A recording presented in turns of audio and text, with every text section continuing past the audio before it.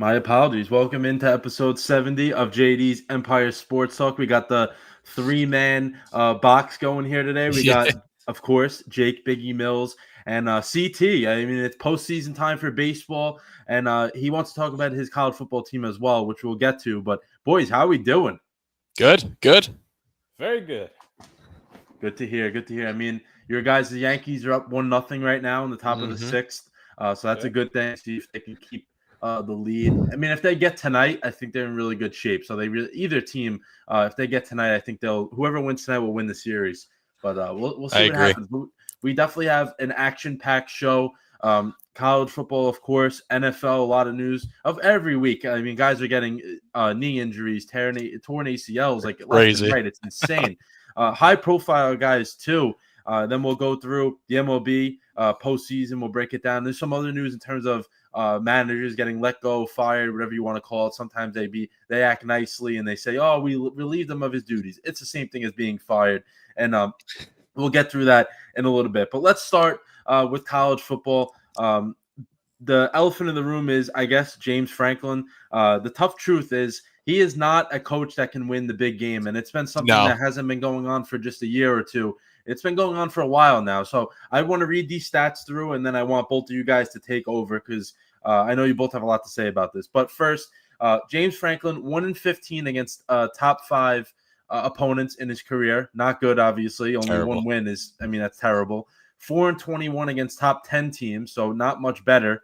And then 16-29 against top 25 opponents while he's been at Penn State because he was a coach at Vanderbilt before Penn State.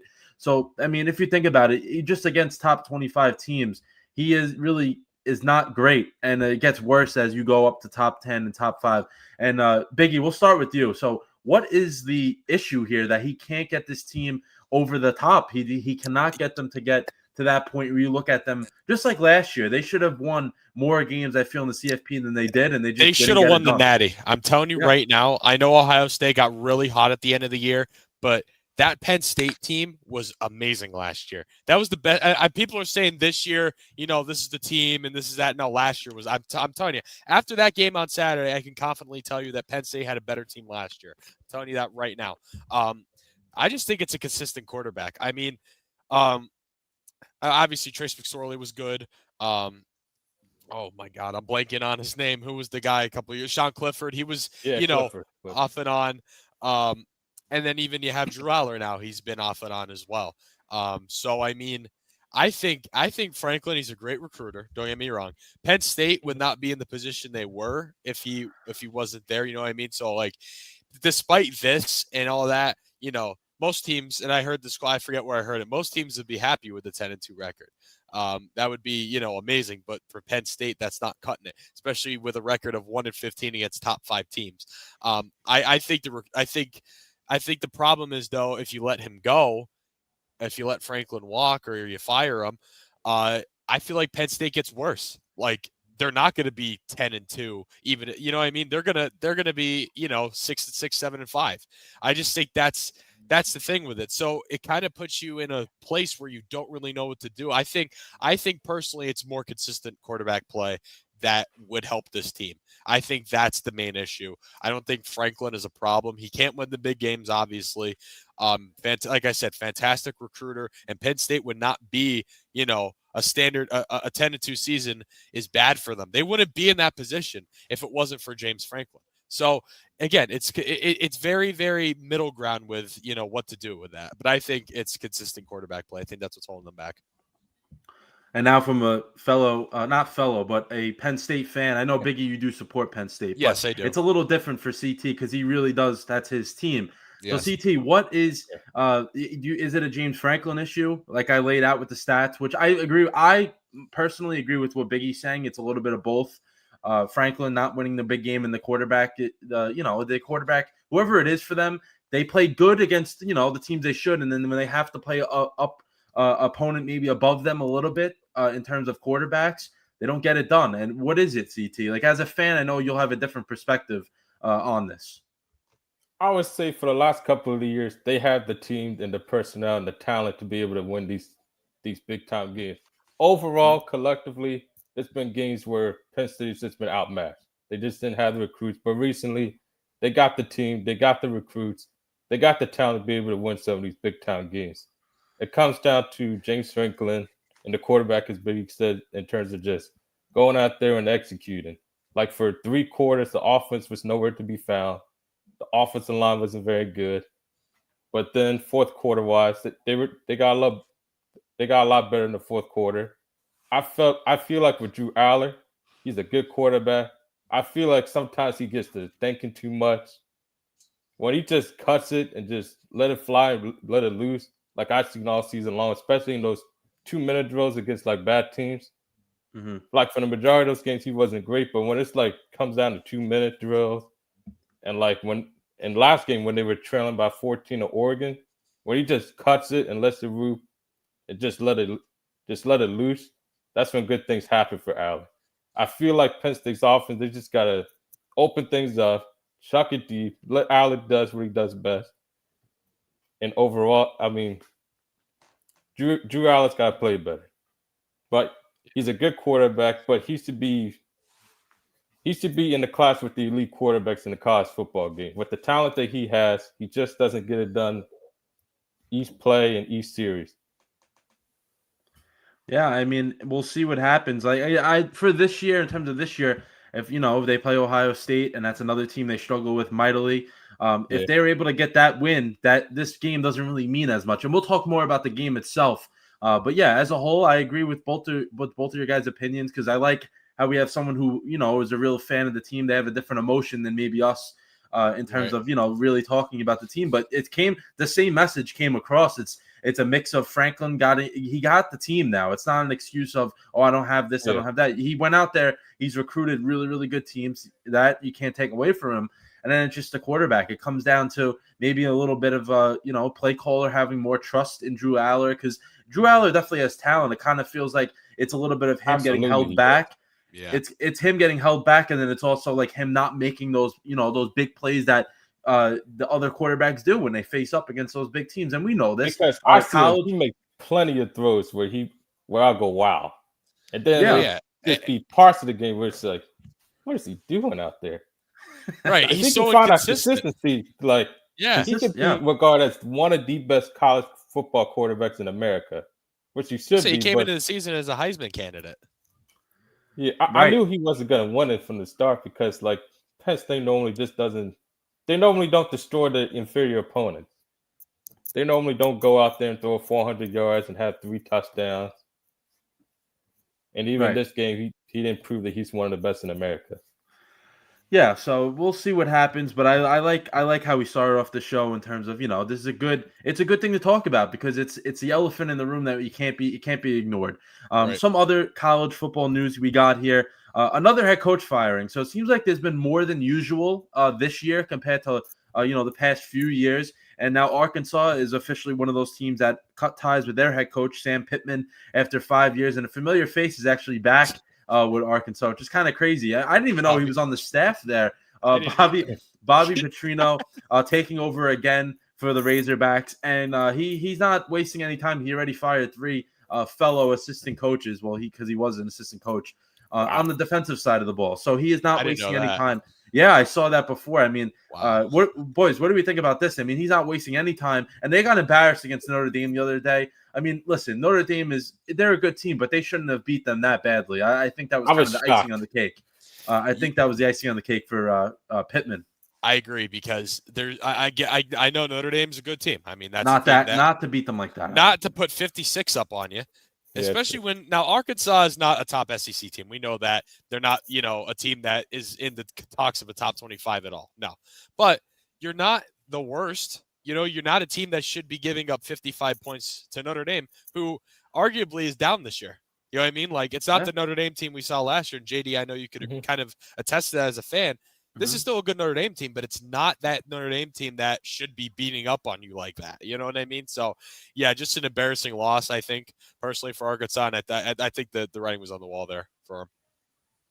CT, got anything on this one? Yeah, I seen a little bit of Arkansas this year. I mean, in their 2 losses, they kind of beating themselves. I mean, they had the fumble against Ole Miss on the road when they were driving down the field about to score a touchdown to tie up the game.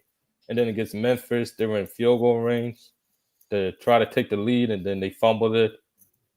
And even the quarterback, Taylor Green, had a drive, 2 series before that where he turned it over. Mm-hmm. I mean, Arkansas, they've been able to put up points overall this year besides last week. So it was shocking to see that Notre Dame went up there and just beat them down like that.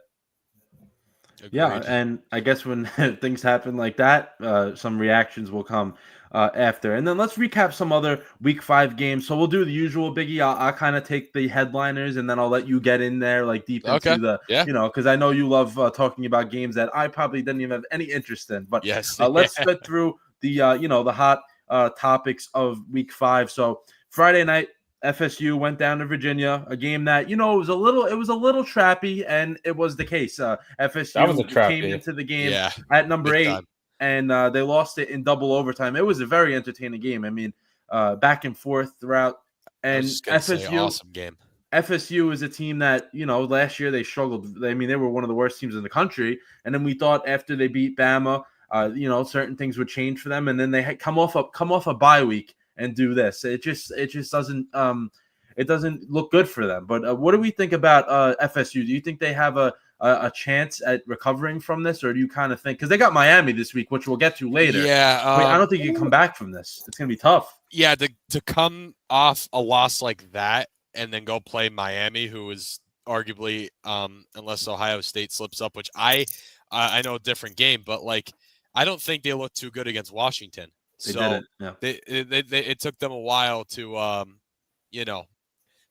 get going. So I can argue that Miami is the best team in the country right now. I mean, they look good. They have consistently. They haven't fallen off. But, yeah, I mean, Florida State, this is a game, next week you play Miami, and that's tough. And then they play Pitt, who arguably is falling off now. Eli Holstein is playing some, inconsistent football like he does usually for the better half of Pitt's season. And then they have Stanford. So they definitely will recover a little bit, but going from that to play Miami is tough. It's not going to be this week, but I think as the season goes on, their schedule is pretty favorable. I'm looking at it right now. They have Stanford, Wake Forest, who hasn't been as bad as I have been saying they are. They've been playing some decent football as of late. Clemson, who's terrible this year, down this year. Virginia Tech, who's in a mess right now. NC State is having an okay season, not as good as I anticipated. Probably a lot of other people didn't. And then Florida, who's also a dumpster fire right now. So, and is probably going to fire their head coach towards the end. It is a good defense, though. Yeah. So they could keep it close. Yeah, definitely. But again, Florida's just in a position where they're not going to be winning, games like that. You know what I mean? That's true. Napier might be gone by then if they keep losing. Yeah, they've another team that's had a rough season to say the least. And then another game on Friday night was TCU, who was ranked at the time, going to Arizona State. So there's another game that was expected to be close, and it was. But TCU jumped out to a nice, I believe it was a double-digit lead before they really didn't do much the rest of the game, and they wound up losing. Arizona State was a playoff team last year. I know last year and this year doesn't really matter, but it's something to think about. Is like, TCU is a ranked team going on the road. This is a team that Arizona State, they know how to win football games. That's the point I wanted to make. And they came out and they did that. They won a game that was, that's a good win for Arizona State. And TCU, Absolutely. TCU want to take that next step forward. That's a game you have to try to win, especially starting out. When I believe it was that they were up by 13 points or so, something like that. Yes. I believe they were. Yeah, going in almost into halftime, and then things slipped away, and they just they couldn't score really that much more to win that game. But I mean, that was a good game. That's why I wanted to bring it up. But anything you got on that one? Because it's for real.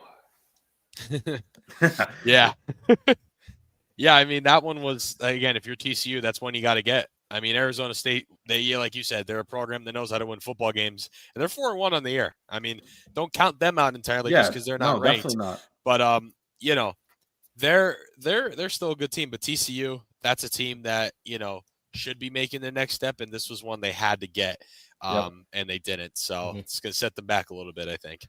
Yep, that's what happens sometimes. It's like, you do believe in a team, and then they do certain things that makes you not. And then the next game here, we kind of briefly touched on it already, but we can break it down in terms of the game that actually happened. Oregon goes into Penn State, a whiteout game. You know how tough that is, and they were able to come away with the win in double overtime. And this is a game they had control of into the fourth quarter.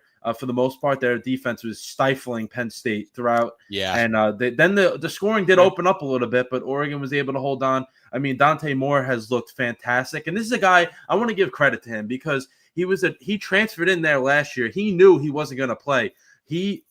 I respect that because the way college football is working right now, guys aren't willing to learn, like actually sit there and learn how to play football. And he did that. He learned from Dylan Gabriel, who of course is on the Browns now. And now Dante Moore, it's his show, and he's showing why it was a good move for him to learn. He was at UCLA before that, right? Yeah, he was. Yes. Okay. Yeah. So that's what I'm saying. Like, you go from UCLA that's an upgrade, of course. And he was willing to sit back and be like, you know what? This isn't my team. I'll learn, and then I'll take over next year. And I mean, good for him, man. He's looked absolutely terrific. But in terms of this game, Oregon is one of those teams. I know you guys said Miami has looked fantastic throughout. Oregon is up there. They've dominated pretty much everyone. Even though this game was a 6-point game, I think they played much better than what the score reflected. Am I wrong about that? No. And one point I want to bring up, we're not saying Penn State's a bad team either. So not at all. They lost, you know what I mean? Obviously, but again, they've dominated everyone that they should have, and they beat the good team. You know what I mean? Even if it comes down to double overtime, they still won the game against, at the time, the number 3 ranked team in the country. Yeah. So Oregon, yeah. And I said, I don't know if you remember last week, I said that they have looked so good, even though they're playing some lower competition. They looked really, really good. And I knew that they would just go in there and, like, I don't know, I just felt like they had more power behind them than Penn State did because of how Penn State played through the first 3 games. Mm-hmm. I will say this about the Oregon Ducks. they got some dudes on their team that are going to be playing on Sundays. Starting with the quarterback, Dante Moore, wide receiver that Moore, and then probably that defensive end. I forgot what his name was, but they got some, and even the tight end. Like, they got some players on their team that are NFL caliber. They're going to be really good. And it's kind of just like Penn State in terms of, like, just about every team that's a big-time program has their kryptonite. Their only kryptonite now is, can they get it done in the postseason, and can they make a run for a national title? Yep. Because I was just the about to Ducks bring got that the up. talent to do that. I was just about to bring that up. Like, they played so well last year during the regular season. They make the playoff, of course, and then they just fall flat on their face in the first game. I mean, literally fell flat on their face. That game last year was nuts. I couldn't believe that. Or Ohio State literally had them shut out till halftime, like towards the end of the first half. They put up 34, I think it was, something like that. But that was crazy. And I think that also plays into the, giving the conference champions almost a month off too.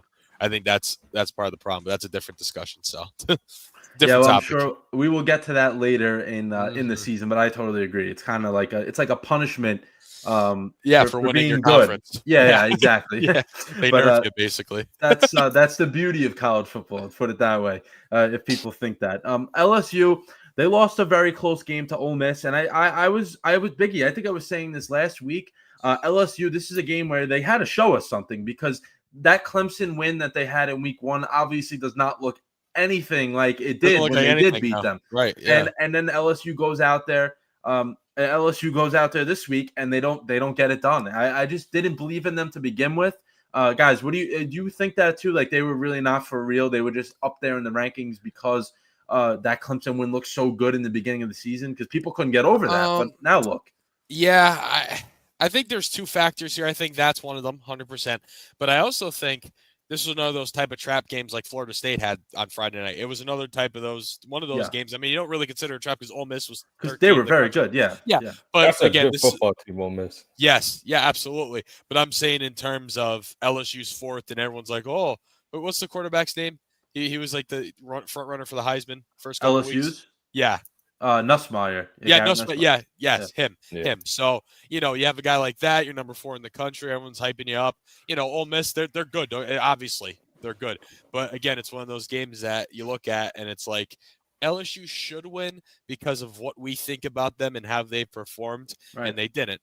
And it shows that Ole Miss is good too. But again, I still consider that a trap game for LSU, because it's one of those ones that you should win, even though it's another really good team. But you go down there, it's away, and you lose. So yeah.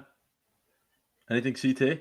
Yeah. Well, I say about the LSU offense. I mean, that offense got to be better. The defense did whatever they could to keep down the Ole Miss Rebels, who is very good offense that Ole Miss had. But LSU offensively, it's just not very good. If it doesn't get better, they're not going to contend for a national title. But I still think LSU is a very good team. They're going to probably win. I could see them winning 9 games. They could possibly get it up to 10, 11 if the offense gets better. But overall, shout out to Ole Miss and Lane Kiffin, man. Lane Kiffin knows how to coach, and he does. He's got the Ole Miss team amazing on the rise. They look very good. Yeah, and even like you just said, like you could see him pulling out 9 wins, 10 wins. I'm looking at their schedule right now. It is pretty tough going down the stretch. You want to hear this, CT? So they have South Carolina next week, who has been, their quarterback went down, so they're down. Vandy, who I really like and I think is pretty good. Another one of those games that may end up like the Ole Miss game did. A&M. Is that at Vandy? Yes, it's at Vandy. Oh, that's a tough one. They can lose that. Yeah, for sure. And then A&M, thankfully for them, it's home. But again, we said that about Notre Dame week 2, JD, didn't we? Yeah. And look what happened. And then they have Bama. Can't look past the Aggies, I'll tell you that. No, you cannot. And then they have Alabama.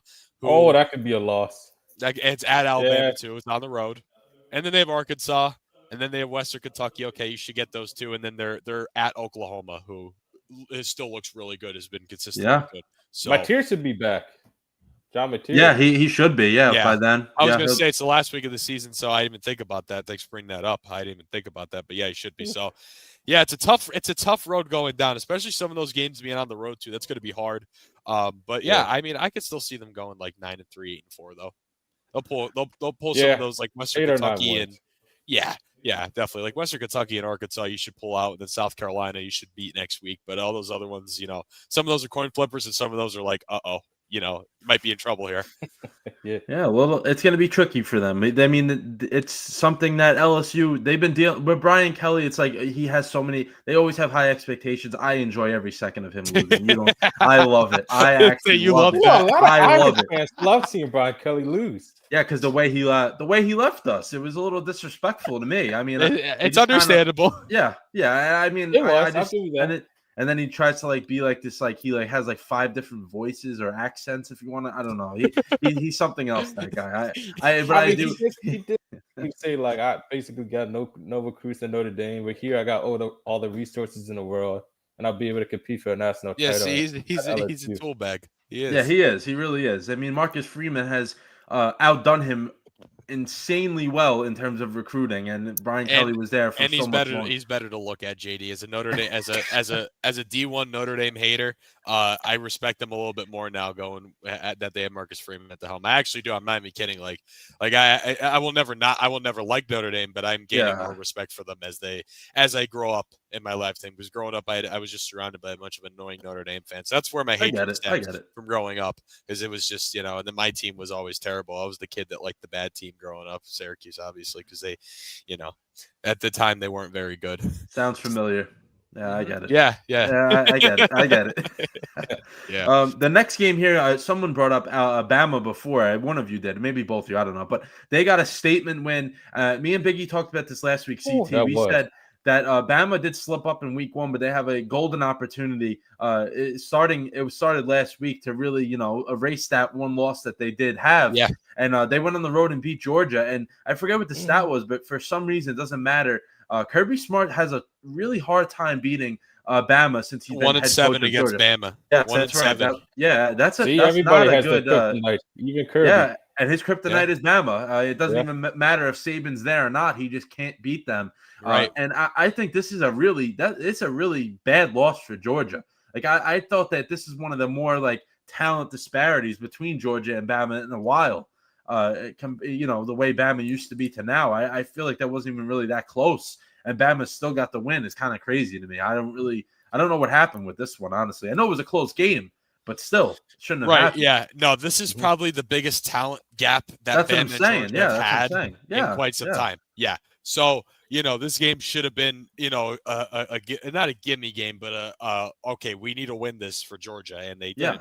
So good for Bama. They're getting back on track a little bit now, though, after that week 1 debacle with Florida State.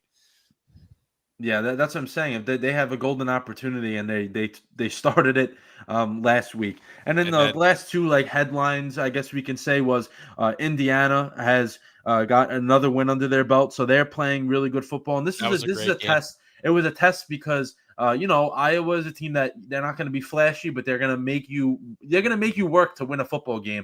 And Indiana had to work, and they're a team that scored a ton of points every game pretty much this year. Only needed 20 because they know how to win games. Fernando Mendoza is another guy that should probably hear his name called pretty early in next year's draft. Heisman candidate, just like Ty Simpson right now. Yeah, both of them. I could definitely see that. And depends what Indiana does. I mean, they're just the land of transfer portal players, and it's working for them the last year and a half so far. I mean, they're undefeated this year. You know what they did last year. Good for Indiana. It's one of those teams, I like to see them do well just because they were never really good from as far as I can remember. They're kind of overshadowed in the Big Ten, and they're one of those teams, like you said, they take advantage of the transfer portal, and it works. They're one of those teams that's really taking advantage of it. I like to look at the future schedule to kind of get an idea of what they got. Where they go from here. Right. So I know who they got.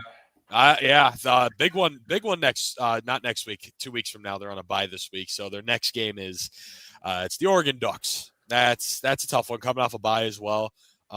And then going down the stretch, they have Michigan State, UCLA, Maryland, who is actually 4-0 right now, who doesn't look too bad. They're at Penn State, Wisconsin, and then Purdue. So they should win. I could see them going 10-2. Yeah. What are they right now? They're 5-0. Yeah, I see them going 10-2. Yeah, just wanted to fact check myself before I said anything. 5-0 right now. I mean, You never know. They've been really, really good. I wouldn't be shocked if maybe they can steal a win in there, maybe against a team that's not that maybe isn't on their toes to start a game. Penn Maybe they State. take it. Yeah, maybe I could see that happening. And then Texas A&M, they got another win that was Thriller. not pretty at all, Thriller though. Yeah, like, say that again. There was a close one at the 12th man. Yeah, 16 to 10. So Texas A&M showing they can score 40 plus points, or they can play a defensive battle. They can do either or. But I believe they have a tough schedule as well to end the season. I mean, it's the SEC, so it does not really matter who you play. It doesn't get easy in the SEC. No, never an easy game. Yeah, never, I mean, they never have an easy game. Actually, yeah, Mississippi State, who looks good, almost beat Tennessee. And then Florida, again, we talked about them. Arkansas, same thing. LSU, Missouri, who looks pretty good. They're 5-0 right now. South Carolina down. Then they have Samford, week 11. I don't understand how these teams like Georgia and A&M, they have like a week 11 game against like Wagner, Long Island University. I don't know how they do it. And then the big one. Rest. Yeah, literally that's what it is. Yeah. And then they're at Texas, who is proven to be not the best. I mean, maybe it's just the fact that Ohio State's pretty good, but I think Texas is one of those teams that has had a decently easy stretch, and they've gotten wins against teams that they should. And if they get into some of the nitty gritty of the SEC, they're going to struggle a little bit. Yeah, I mean that's what we look forward to in terms of with Texas. With Texas, I believe like they're going to keep it close in probably every game that they play. That defense is elite. If the offense does something, they're going to be back in the playoffs. But man, oh man, that defense that Texas has it's one of the best in the country. Well, yeah, I think and then even I know they lost to Ohio State, but like that wouldn't have been a 14-7 game, with that offense. You know what I mean? Because that was a really close game, and Ohio State is still number one. You know what I mean? So I mean, you look at it like that. So yeah, I mean, the defense keeps them in the game. I think because their offense production has been slow. It's been good at times. Archie Manning has been good at times, but I think like you said, I agree with you. That defense keeps them in games. Yeah, 100%. And Biggie, have anything in for week 5 before we can preview week 6, which is not going to be as good as what we saw this weekend, I'll tell you that. But any other games you wanted to highlight in week 5? We touched a lot of them, but we did. I'll talk about some besides my team because we're going to save that for later. Yeah, we'll save it. I have a lot to say and a lot built up, and I already see the comments flooding in. We get it. I get it. I know. He's always clowning you. I know. I get it. I understand. All right. Like, I get it. We'll save it for later, though. Georgia Tech and Wake Forest. That was a very good game. Went in overtime. Georgia Tech got the win 30-29. Let's see. USC and Illinois, last second field goal. That was amazing. I think USC's defense is not very good at all. No, they have not been good. Still proving that they're not very good. Their defense, I should say. Let's see what else. And then we talked about Ohio State, Washington, Illinois 24-6, but it was like really, really close until the second half. And then let's see, who else did we have? I'm gonna ESPN automatically takes you to top 25. I hate that. Show me everything. I get it. Top 25 popular. I understand. Show me everything. Houston and Oregon State was an overtime game. Houston, what are you doing? Oregon State's 0-5. Come on now. That was Friday night, right? That was Friday night. Yes. Yeah. The Houston Cougars got it done. Yeah, barely, but they did. Rutgers and Minnesota. Rutgers loses another close game. They're just right there, man. They really are. They're just there. They're so close, Rutgers. I root for the Scarlet Knights every week. Louisville and Pitt. Pitt had a huge lead, and Louisville came back and won that game. Again, just Pitt's midseason fall. Eli Holstein inconsistencies. Cincinnati and Kansas was close. Just looking through some of these years. Northwestern, UCLA, the SEC. Oh my God, Big Ten toilet bowl for the most part there. Cal and BC was actually a really close game. I was kind of shocked by that. It was 28-24. Cal beat them. I was a little surprised by that. UConn finally picks it up a little. I mean, they lose to Delaware, barely beat Ball State, and then the almost win at Cuse. They get the win against the Buffalo Bulls, who I am a little disappointed. They haven't looked very good down the stretch after competing with Minnesota week 1. And yeah, Virginia Tech beat NC State, which I was shocked about as well. I don't know how you let that happen. Again, like I said, NC State's not, playing up to expectation, and Virginia Tech up until this point has been pretty messy, to say the least. So they got that's a big win for them. And Tulane and Tulsa, that game was, a pretty sound one for Tulane. Like to always bring up Tulane, right, JD? Yeah, we're fan favorites of Tulane. And then how about this one? San Diego State, Northern Illinois was only a 6-3 game, 6-3 win. I never really see that much in college. You don't see that. Yeah, I only wanted to bring that up because of the score. But yeah, otherwise, I mean, that's pretty much it. Nothing else really crazy to write home. BYU and Colorado was really close. Yeah, that's about it. Vandy dominated Utah State. Iowa State won soundly over Arizona. Yeah, that's all I got because I got to save all my anger for the Orange later. So. Yeah, especially with what they went through last week. But let's move on to week 6, where the high-profile matchups aren't as the ones that we think about in terms of ranked matchups. There's only 2 of those this week, but Vandy and Bama should be a really good game. I think Vandy has played much better than anyone thought, but Bama is looking like they're hitting their stride as we mentioned before. So Bama, I can see this game being a 3-point game, or Bama just absolutely putting it to them and winning by 30 points. I don't see it going. I could see it going either way, the way that Bama has been playing lately. But Vandy's good as well, so you can't count them out. Yeah. I think this is Vandy through again. I'm going to look at their schedule like I always do with teams. Vanderbilt, this is a good test for them. I mean, they've won. They're 5-0 right now. Obviously big win against Georgia State. Big win against Utah State. Beat the biggest shocker was, when South Carolina was number 11 in the country and Vandy destroyed them. Vandy beat Virginia Tech and then Charleston Southern. So this is obviously Vandy's good. We know that they wouldn't be ranked this high if they weren't, and if their competition level wasn't so. If their competition level wasn't low, they wouldn't be ranked this high. However, I think this game, out of you could say whatever you want about Vandy. I think they're really good too. I think this game is their first true test of the season. Not saying they're not good, but this is their first true test. If you look at those other games, they're not really – the competition's pretty low. And, for them to be ranked, what are they this week? 16. They're 16. So, yeah, to be the 16th team in the country, you have to be pretty good. They have to see something in you. And I'm shocked just because of their level of competition. I mean, they've played – besides the South Carolina game – they haven't really played anybody, but they put up a lot of points, but they haven't really played anyone. So This is a really, really good test for Vandy to see if they're really that top 25 team that, and even top 20, top 15 team. This is a good test for them. Yeah, without a doubt. And the other ranked matchup of the week is, we talked about that. Talked about this before, Miami and FSU. That's going to be, Miami's coming off a bye week, so in terms of that, sometimes teams benefit tremendously, or they don't look. They look like they didn't do anything for 2 weeks. Right. So we'll see which Miami comes out. But the way they've played this year, I expect them to be ready to go, and they're going to win this game. I think that they're last year they had a good team. They just didn't have a defense, and I think this year they actually do have a defense. That's the difference.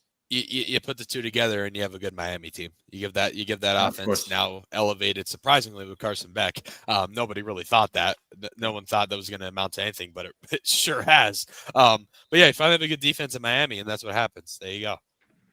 Yeah, I think the Utes going to win this game, but watch out for Florida State. I think they're going to bounce back this week. They're going to play a lot better at home. They're going to have the crowd lit. I think this is going to be a tough one for Miami, but I think Miami's got enough grit with Carson Beck, that leadership that he has. I think they're going to find a way to win this game. But I respect a close ball game at Florida State. Yeah, but I would too, especially with it being a conference matchup in terms of two teams that are definitely good quality teams. But I'm just curious to see if, like you said, CT, you expect them to bounce back, but we got to see if they actually, if they actually do bounce back. And even if they don't win, you got to see if they look and play better. Because listen, if that was a ranked team they played last week, they would have lost that game much earlier than they did. They were able to hang around because, I'm not going to take anything away from Virginia, but they're not at the high level of Miami, we should say. Like that's the point I wanted to make with that. So we'll see what happens though. That's what the beauty of football. You get a new opportunity every week, and we'll see what happens with that. But before we move on to the top 25, the new top 25 rankings, Biggie, any other games that are catching your eye here a little bit? Not really. There's not many. That's what I was saying. There's really not many. This week is pretty bad. Nothing really to write home about here, man. Oh my God, I'm looking through this right now. This is a rough week. Mississippi State and A&M might be good. Yeah, that might be a good game. Yeah, really, everything else kind of stinks. I'm not going to lie to you, but we do have Thursday football this week, so that's always a great thing. I'm a big believer in just if it's on, I'll watch it. College football, I don't even watch Thursday night football unless the Eagles are playing. Florida Texas would be a defensive battle for all those guys that like defense out there. You know what? I should have brought that game up. Texas, they are number 9 in the rankings, but they haven't really looked that great this year, and in terms of offense. So we got to see if they can go out there. Florida. Yeah, and they're facing a tough defense. So see what they can do coming off of the way they played so far hasn't been too impressive. They are one of those teams that they came in so high into the rankings and they only lost by 7 to Ohio State. So they're fortunate to be up there. So, but they still they have a lot. They have a lot to prove, especially Arch Manning. He has a lot to prove. There was so much hype into him, and he really has not been. He has not been good this year at all. But let's do the top 25 rankings. So since there's 3 of us, I guess we can do. I'm trying to think how we can do this. 8. One of what we'll do. We'll let Biggie start it off. He'll do the top 9. Then CT, you slide in from 10 to 18, and then I'll finish it off. We'll I'm going to 9. Yeah, you go to 9. We'll let CT go from 10 to 18, and then I'll pick it up at the end there. All right. Well, we're going to start off number 1, which is Ohio State. Like we said about 3 times already on the show, they won, but they didn't look very good in this game. I was a little shocked. They didn't look good until the second half. 24-6 was the final, but it's Washington. You're the number 1 team in the country. Do better. Oregon number 2, as they should be. I mean, they're great. That's a great team. And that's just Dante Moore. Dan Lanning said in a press conference he's the best quarterback in college football, making a case for it. Yeah, absolutely. And if they can keep winning, he will make a case for that. Number 3 is Miami. Again, they came off the bye week. They're playing a big one at Florida State. Could be, it will be an interesting game, but could be in terms of are they gonna come out of the bye week flat, or are they gonna, pick back up where they were? Ole Miss at 4, as we expected, huge win with LSU. And again, this is a program that's really good. Lane Kiffin, like CT said, he's a great coach. He's fantastic. He's got a good program there. Oklahoma as well. Oh, absolutely. Yeah. He's one of my favorite coaches in college football just because of his personality. Absolutely. And then Oklahoma, they had a bye as well. They played Auburn their last game on the 20th. So again, that game was, pretty close. But Auburn at the time was 22. They play Kent State coming out of. Yeah, they're able to escape another week really without Mateer before it gets. I was going to say, yeah, then they have Texas after that. So we'll see how that goes for them. But still deserved. A&M at 6. Ugly win against Auburn. They did move down. They moved up actually, but that was because of other factors. I don't think them winning this game did them any favors. If there wasn't as many shakeups as there were, they would probably go down. That's just my opinion. Penn State at 7.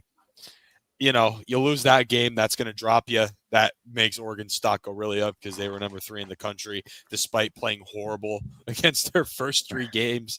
I guess their first 3 opponents, which were Villanova, who was an FCS team and one that's not looking very good in the FCS right now.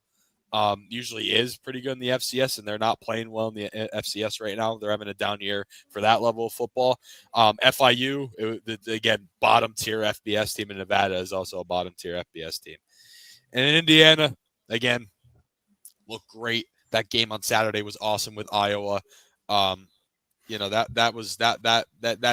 a move that they moved 3 spots. That's to be expected. I mean, that was a really good win for them. Fernando Mendoza, huge touchdown pass to win the game. Incredible. And they're a 9 spot Texas. They moved up a spot. They were, on the bye as well. They come back Saturday against Florida. Their game before that was Sam Houston, who they shut out, which they should have. A team that was good in the FCS is now struggling after coming up. Only been in FBS for a year or two, I think, or 2 years or something. And then UTEP, who they beat, surprisingly a little closer than we thought. San Jose State, and then the Ohio State loss. So, that's another team again. I think A&M's going up 3 spots was the shake up there, just because of other teams, losing and stuff like that. But yeah, right. a solid top 9, so a solid 9 there so far. All right, CT, let's hear it.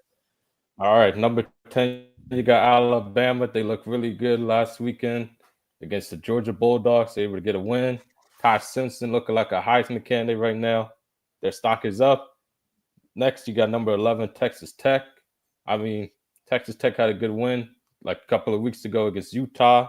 They handled their business, and they're one of the contenders in the Big 12.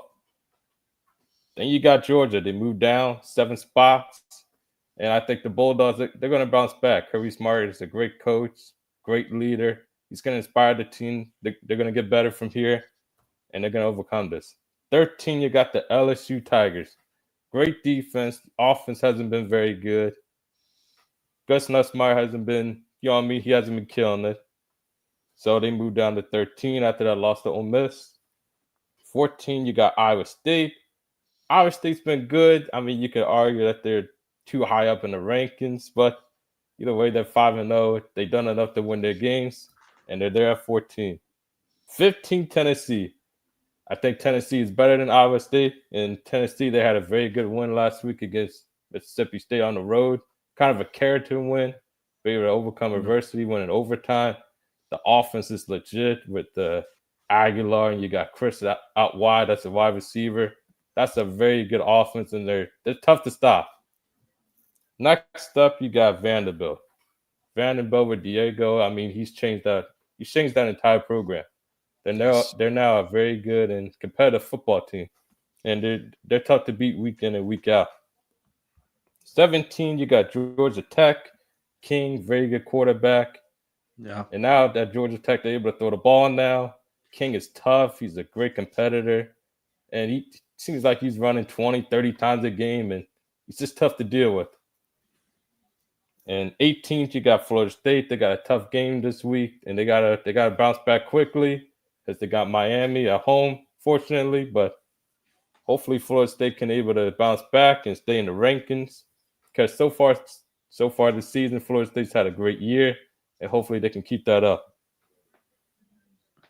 All right, I'll pick it up from here. So number 19, Missouri. They're at 5-0. They've played really, really well this year. They haven't really played anybody just yet. And after their bye week, which is this week, they got Bama. So that'll be a really tough test for them. But yeah, the only team I really think that South Carolina is the only team they really played, and they haven't had a good season. So, but they did take care of business against everybody they have faced. Then number 20, Michigan. Shout out to Perdula. Former Penn State guy. Yep, he was the backup over there. Should be the starter at Penn State. Looking to backfire on them right now. Yeah, looking to backfire on them. Number 20, Michigan, who's at 3-1. They didn't play this week, but they beat Nebraska in a very, very good game last week. Number 21, the Notre Dame Fighting Irish, the only 2-loss team in the rankings, but they are 2-0. So they, after their not so great start, they lost 2 close games to really good teams. I guess for now, they were able to come back and just beat the brakes off 2 teams, and hopefully, for my case, they can keep going up a little bit. And then Illinois at number 22, they beat USC on a thrilling win. It was a really, really good game in terms of, just back and forth getting USC in the last couple of seconds there. 23, BYU at 4-0. They beat Prime by a close score. I think it was 27-24, something like that. But BYU always puts out a pretty good team. 24, Virginia, after their win against Florida State, that looks pretty good. So they got put into the rankings. And then 25, Arizona State. So that's another team that they were unranked and then beat a ranked team last Friday night, and they get rewarded as well at number 25. And then some teams that receive votes. South Florida still receiving votes after they got blown out by Miami. Utah getting votes as well. Mississippi State, Memphis, Louisville, USC, North Texas, Maryland, TCU, and UNLV. And then the 2 teams that dropped out was USC and TCU after losing to two close games, but they did lose and they were in the 20s. So usually you see that kind of shakeup if a team in the 20s does lose. But that'll do it for our college football talk. We spent a lot of time, but it was definitely you had to talk about some of these things. And watch out for Memphis. They're right now probably the best Group of 5 team. That's something to keep an eye on. A Group of 5 school that will come forward and they and do well. So we'll see what happens because the Group of 5 teams does have to make the playoffs. So we'll see who exactly that is, and as time goes on, they will come forward just like Boise State did last year. But let's move on to the pros now in the NFL. I'll start off with my chalk moment, and then we'll get into the meat and potatoes of what happened in Week 5 because a lot did happen in Week 5. But I want to start with the Ashton Jeanty stance debacle. So everyone that watches football, they know when he was in college, he kind of just stood up upright, and when he got the ball, he made things happen. And when he got to the Raiders, they kind of talked him away from doing that. And his first 3 weeks of the season didn't really look too great. He struggled tremendously. Then he goes back to his college stance before, of course, getting the football last week, and he goes bananas. I mean, he had over 100 yards, a long 60-plus yard touchdown, looked like his Boise State film from last year, and he had 2 receiving touchdowns as well. So my chalk moment is the Raiders. You guys suck anyway. Why are you doing this to your first-round pick? Let him ball out. Let him do what he knows how to do. Let him do it. Just let him play. That's Ashton Jeanty, dude. Exactly. Just let him sit back and let him play. That's not a good team they have in Vegas, and he's one of the bright spots. Few bright spots they got over there.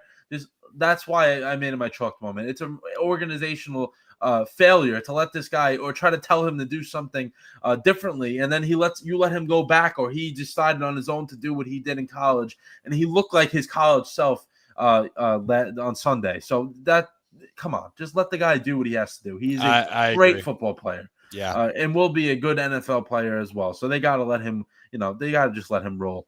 Absolutely. And then perfect segue here to the NFL in terms of, just a lot happened in week 4. I said week 5 before, but week 4, Dolphins wide receiver Tyreek Hill dislocates his knee and tears his ACL last night. Along with a ton of ligaments in his knee. Literally his entire knee. Yeah, his leg was backwards. I know it's hard to explain it, but it was backwards when he fell down last night, and he is definitely done for the remainder of 2025.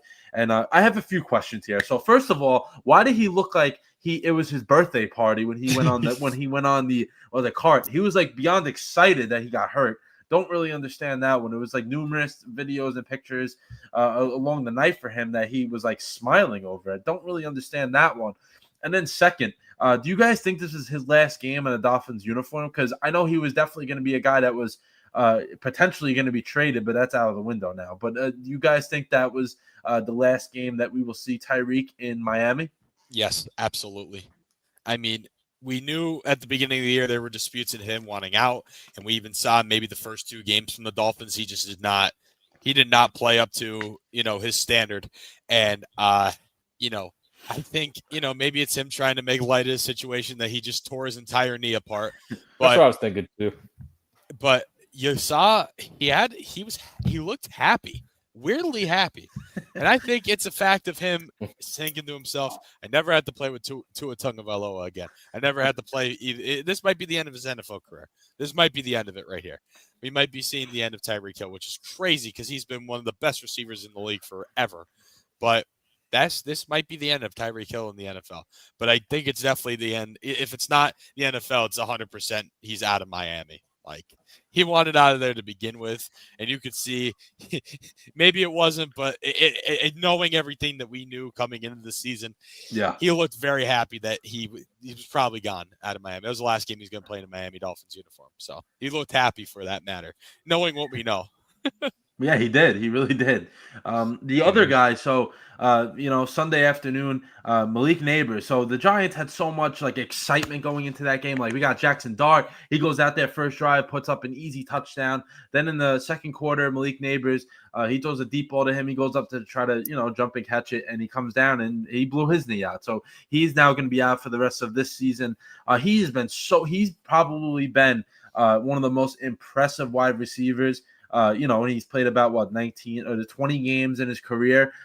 For a guy to start off in his first 20 games the way he has, and when he hasn't really had any quarterback play at all yet in his career, and he's been so good.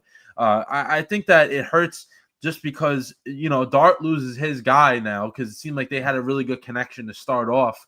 And then it just MetLife Stadium, man. It's just like every single year, multiple guys just blow their knee out there. Like, what are we doing? A lot.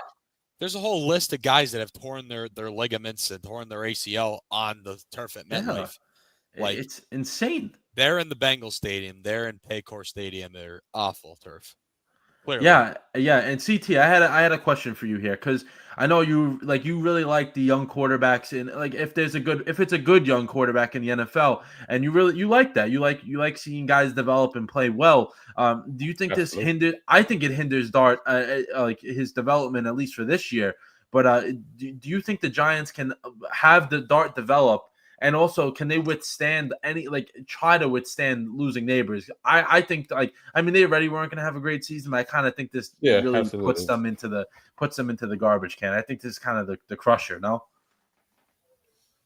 I mean, the bright side is that you got Jackson Dart. He's going to compete out there for all the 60 minutes he's out there for. You got Cam Scottaboo, who's just, the finish just bounce off him like bowling pins. So, CTE, there's something to look forward to for Giants fans. Yeah, they're going to be competitive, I think, but this takes a huge dynamic out of your offense. They got some talent, especially on defense as well. Yeah, Jackson Dart looks pretty good. Looks better than Russell Wilson. That's not hard to do. But, yeah, I was going to say, I think we can do that. Yeah, but yeah, I think they're going to definitely still be competitive. They're not going to be, a 3-win team again, but they're losing a huge dynamic in their offense. So they are going to struggle a little bit more than they would if they had Nate. Oh, absolutely, yeah. Malik Nate is one of the he's up there best guys in the league. Right. Yes. And right away, he showed that last year as well. And we'll see what happens. But I think that was just exciting in terms of you have Scatterboo, you have Jackson Dart, you have Neighbors, you have a great defense, and maybe not great, but a good defense. And you got to look forward to that, and then just gets taken away so quickly. But let's move on to some more injury news. So this has probably been one of the more disappointing teams to start off the year, the Baltimore Ravens. So we know exactly what they do every year. They always make the playoffs. It's a guarantee that they make the postseason. And they started out 1-3. Week 1, they had a huge lead against the Bills. They let that one slip away. They lost. They were able to beat the Browns because the Browns stink. Then they had they were back and forth against the Lions. They lost that game at home, which doesn't really happen for the Ravens. They usually win those tough games at home. They were able to come away with that. And then last week they lost to the Chiefs, and that's when the injuries started piling up for them. They've lost within the last 2 weeks. They've lost Nate Wiggins, who's an outstanding corner. They've lost Marlon Humphrey, another guy that's a veteran corner who's been there forever. They lost Roquan Smith, their leader on defense. They've lost Ronnie Stanley, an outstanding tackle. They lost Madubuike for the entire season, a really Pro Bowl type, all-pro nose tackle. And then Lamar Jackson now is expected to miss maybe 2 or 3 weeks. And that's the crusher. Of course. That's the big crusher. Yeah, that's the big crusher. Of course, those other guys mean so much. But, come on. You're going from Lamar Jackson to Cooper Rush. You can't compare that. It's a big crusher, because it's a big crusher for the Ravens, but it's also a big crusher for my fantasy team. You can continue, JD. That too. Sorry, CT. I did not know that, but that is definitely a crusher for your fantasy team. Yeah. But for the Ravens, at least I got Dak. Yeah, especially this week. You know how they're playing this week, right? Yeah. I knew by the way you said that. Yeah. But Lamar Jackson, him being out for any period of time, I believe he's missed 13 or 14 games once he became the Ravens starter, and they're like 4-10 or 3-10, something like that. And they're not going to win games if he's not in there, because they're having trouble winning games when he is in the game involved. And now I was just going to say that. Look at how they played up until then. Yeah, you know exactly. And now if he's not in there, they're even in more trouble. Yeah, they're gonna. This might be one of the weird years where the Ravens don't even have a winning season. Like, that is crazy to think about. They're always consistent. They're always in the playoffs, and it's very weird, very very weird. to see. But let's do a recap of Week 4. So I'll go through all the games here, and if you guys just want to interrupt and jump in if you have something to say about any particular game. But I'll go back to last Thursday where the Seahawks came away with another impressive win. Sam Darnold looking absolutely great. People thought that he would leave Minnesota and not look good, and he's still looked pretty good. They had that lead, a big lead in the fourth quarter. They let that one slip away, but they were able to escape. Seahawks, I think, are better than people thought. Me, honestly, I didn't think the Seahawks would have a chance at the playoffs, but they actually have a chance at the playoffs. They're a pretty good team. The Vikings should have kept Sam Darnold. They should have. Yeah. I agree with you. I agree 100%. Sam Darnold has, he's rectified his career, and he's good for him. I said this last week. I'm rooting for him. He's one of those guys. He was on my team, but they did nothing to help him. So I'm happy to see. Well, yeah, I was just gonna say, look at all the QBs that have gone through the Jets or players that have gone through the Jets, and then look what they do afterwards. You know what I'm saying? And Geno. Yeah. Geno. I was just gonna say Geno Smith.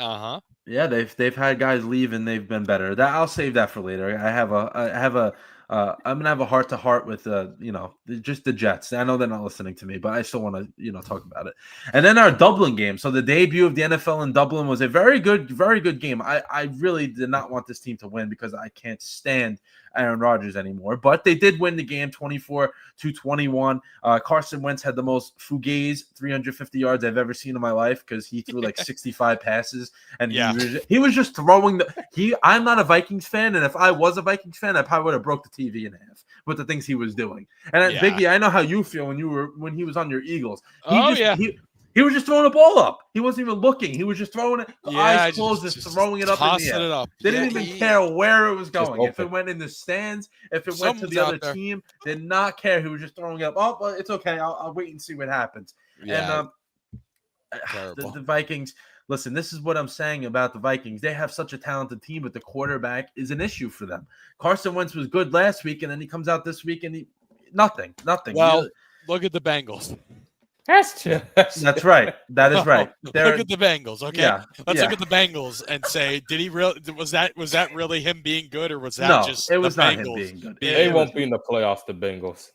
They might not even win 5 games. No, they like we said, they have to try to stay afloat for Burrow to come back, but it doesn't even look like they're going to even win a game to come back. And my overreaction was they're going to have a 5-game losing streak. They're already at 2, so I think it's going to continue. You're looking at it right now. That might not be an overreaction after these last 2 games. Yeah, exactly. I mean, they're having trouble to do anything. And then with the Steelers, man, they have an opportunity to go out there and win that division. The Bengals are down. They're falling apart. Browns suck, and then the Ravens are not good. They're not playing good football. Well, they're going to be injury. The injury bug hit the Ravens. Yeah, so this is a really good opportunity for the Steelers. I would say it depends on how long Lamar Jackson's out for. Right. Yes. Yeah, and to see if the Steelers can keep increasing a lead. Because, it's tough to – in the NFL, it's very hard to make up, a deficit in terms of games. Like baseball, you see it happen all the time. Other different sports, you see it happen. NFL is very, very hard to, make up ground if you're out, 3 or 4 games at a division. It's very hard to come back from. And if the Steelers can take advantage of that, they actually might win that division, surprisingly.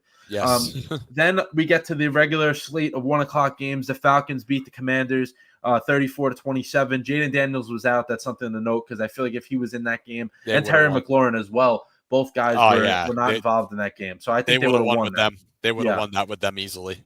Yeah, they're a team that needs to get healthy as well because they're going to have problems if they don't because their defense is not playing as good as they were last year. So we'll see what happens. And then with the Falcons, this is like one of the weirdest teams in the NFL. They get blown out by the Panthers 30-0, and they put up 34 points against a Commanders team that was they were a good team last year and have been this year. The Falcons are just a model of inconsistency. Let's put it that way. They're not a good team. They're just not a quality football team.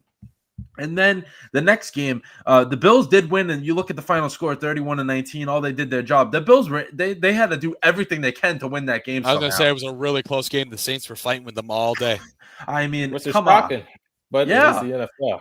I mean, the Saints. Listen, the Saints suck. We all know that, but they actually have put up a good fight in every game. They don't have talent. They try everything they can to stay within a game. And Spencer Rattler, I know he hasn't won games, but he really is not the reason why they're losing games. I'll tell you that. No, he's not. He's been okay. I actually like what Kellen Moore is, doing a good job with him. Their just defense can't stop a nosebleed. Jeez, they can't stop offensive mind, Kellen Moore. Yeah, and I think if they give him time to develop his type of team, I think they'll be okay there. They just don't have anything. They don't have talent to really be a good team right now, which is unfortunate because Kellen Moore, I think, can be a good coach. They gotta give him a chance. And then the Lions took care of business against the Browns, 34-10. The Browns stink. Joe Flacco needs to be benched. I don't know how many times we have to say this. His have a million quarterbacks. You might as well. Maybe they could play. Well. Maybe they could play one each quarter. Maybe they could try that. It would work. Yeah, they go over. I mean, my God. Yeah. What are they doing, bro? And they had all the potential a couple of years ago, and now they're back to the Browns. I mean, my God. Yeah, but most weeks the defense has been keeping them in games. Good, yeah, they've actually been pretty good, at least for the first half. And then when the second half comes out against the Ravens and the Lions, they held them down in the first half, and then they just can't. They're on the field all the time. It's tough to stop anybody when you're on the field. Exhausted. Yeah, exactly. You're out there almost double the time of what your offense is. You're going to give up points because you can't keep up with that. Defense can only do so much. Exactly. And another blowout. The Patriots beat the Panthers 42-13. I think this is just showing that the Panthers are really bad and the Patriots are mid. I don't think the Patriots are really that much. I don't think they're that good. Not that good. No, I think the Panthers are just right. Yeah, and credit to Drake May though. Drake May's been good this year. He's one of those guys that has developed from year one to year two. You kind of see like a CJ Stroud type of thing where he was really good his rookie year and it kind of seems like he's going this way. Drake May has been going up on the upward climb. I mean, I don't like that as a Jets fan. I mean, it doesn't really matter anyway. But I don't like that as a Jets fan. But Drake May, good for him. He's playing good football. Patriots are at 2-2. They're doing their thing so far, and then. The New York Giants upset of the week. They won 21-18. This is a game that we did say was a trap game for the Chargers, just in terms of Dart getting the start. That rhymed. And just a West Coast to East Coast thing. That's tough for West Coast teams coming from. That's a time difference. And this is the thing we with the Chargers. We were so happy. We're hyped up about them, and then they go out there and do this. It's just like they're not ready to win a Super Bowl. I guess. Definitely not. No. Yeah, I don't know yet.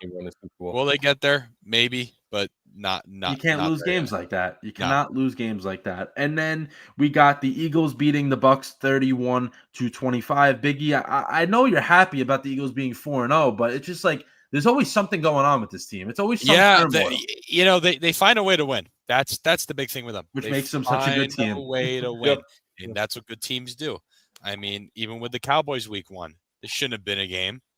They were down. What did they do? Came out and won. The Rams, that whole thing. Because the Chiefs game, I think the Chiefs are the Chiefs, and they beat them still in Arrowhead, and that was still a close game. Chiefs. And I think the Chiefs they're back now.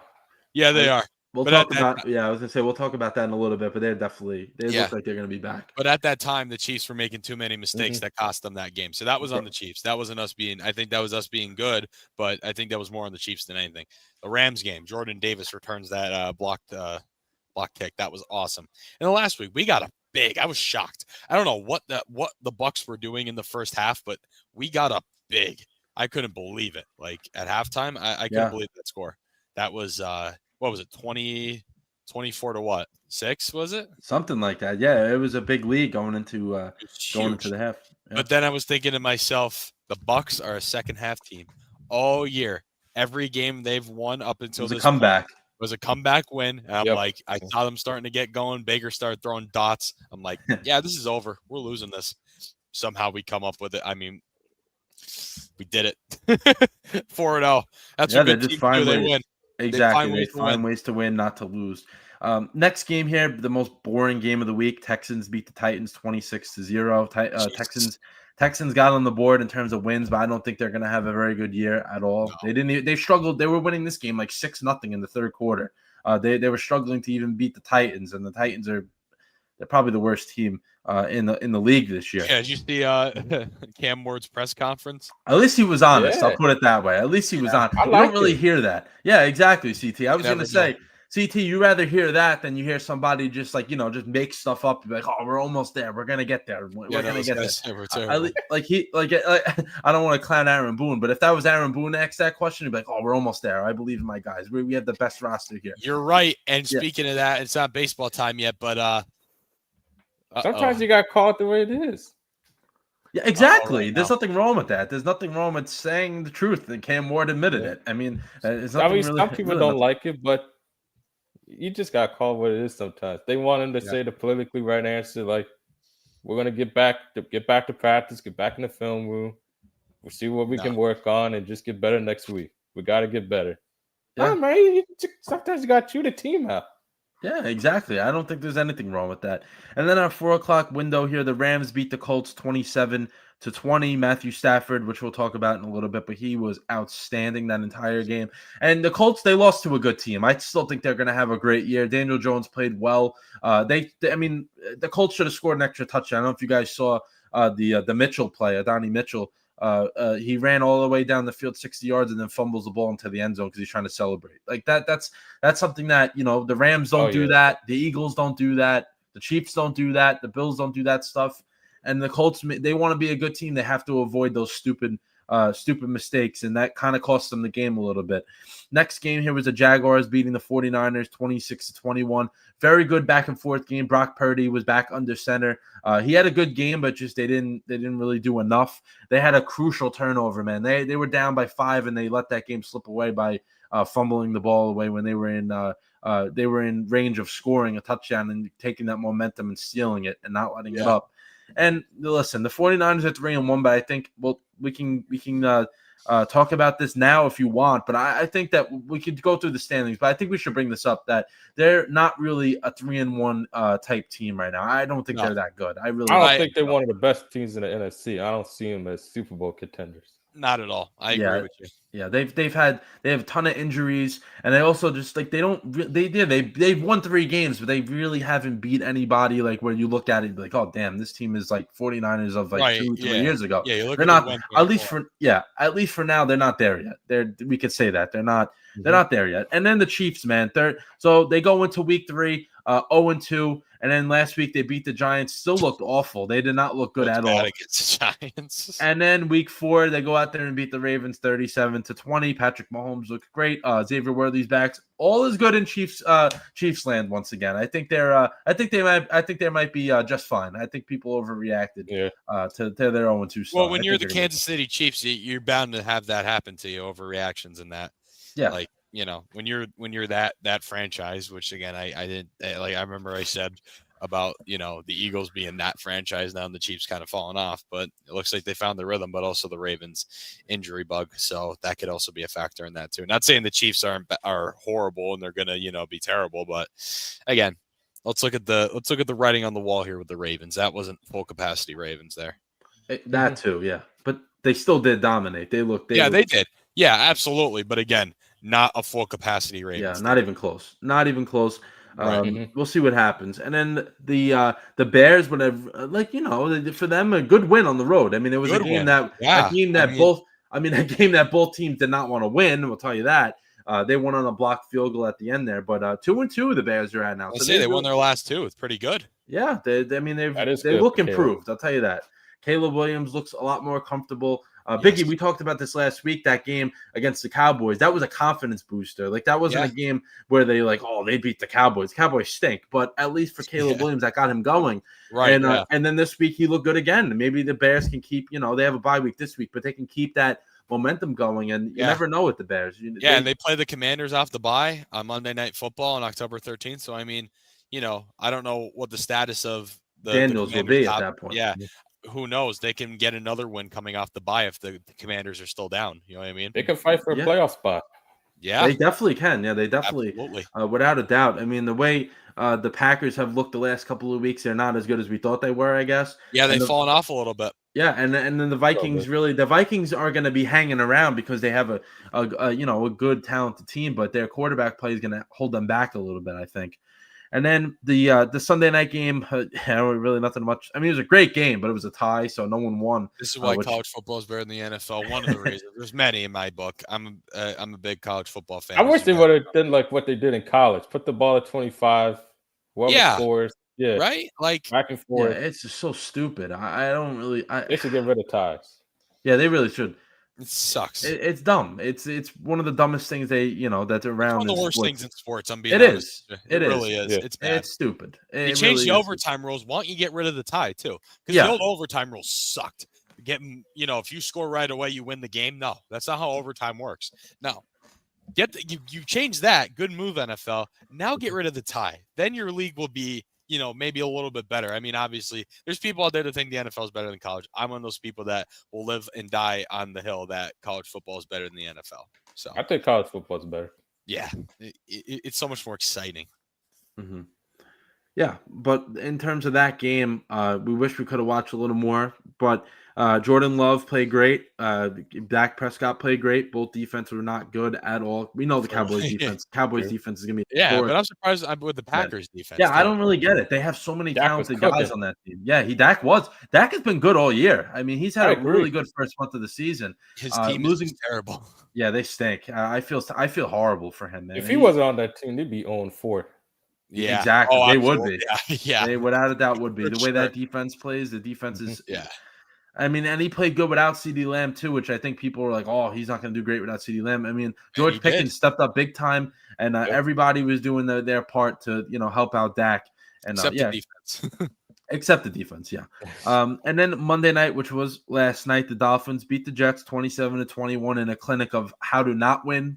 I think both teams are trying to show how to not win games because they both stink. They're be terrible in the NFL. That's it right there. That's that was a clinic for that. If anybody was interested in watching that, and then the Broncos won 28-3 over the Bengals. Bo Nix played well, but the Bengals, their season is over.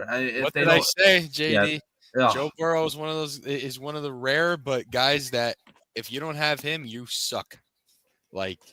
You lose one guy and you're terrible, which is funny. Now, you don't see that a lot in the NFL because this is the highest of high, talent level. And even in college, sometimes you don't see it terribly often. You see it's a little more often in college.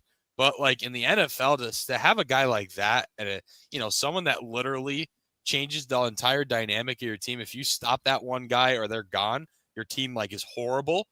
That you don't see in the NFL. And they still do got good wide receivers. Great wide receivers. I don't get it. But yeah, and it's funny. I'm making that point because I'm thinking back to because I'm a high school football reporter. So there's some teams around in my area, northeastern Pennsylvania, that have one kid, and if you stop that one kid, you win the game, right? Mm-hmm. That you don't see at the professional level, and we're seeing that right here. Teams, they have a kid get hurt and they lose out the rest of the year, and your program, the team's depleted. You don't see that high level football. That's stuff you see in high school. Just thinking about some of the teams I've covered, they have one kid that's insanely good, and then they get hurt and the team stinks. And now look at this. I mean. Yeah, I mean, if I'm the Bengals, you don't want to let the season slip away. Maybe. I mean, I'm not saying someone like Kirk Cousins is going to be a game changer, but he knows how to get the ball to guys. You see what you saw what he did with the Vikings. Even last year when he played a little bit for the Falcons, he was able to, get Drake London the football. I think Kirk Cousins would be better than what Jake Browning is putting out there. Right Absolutely. now. I mean, come on. I got one guy. I think just for the entertainment of the league, just for fireworks. I know who you're going to say. They should try to get Jameis Winston. I knew you were going to say Jameis Winston. Yeah. If they should. He'd be throwing 500 yards a game. I guarantee you. You throw a couple of picks, but with Chase and T. Higgins out wide in the that would be a fun team.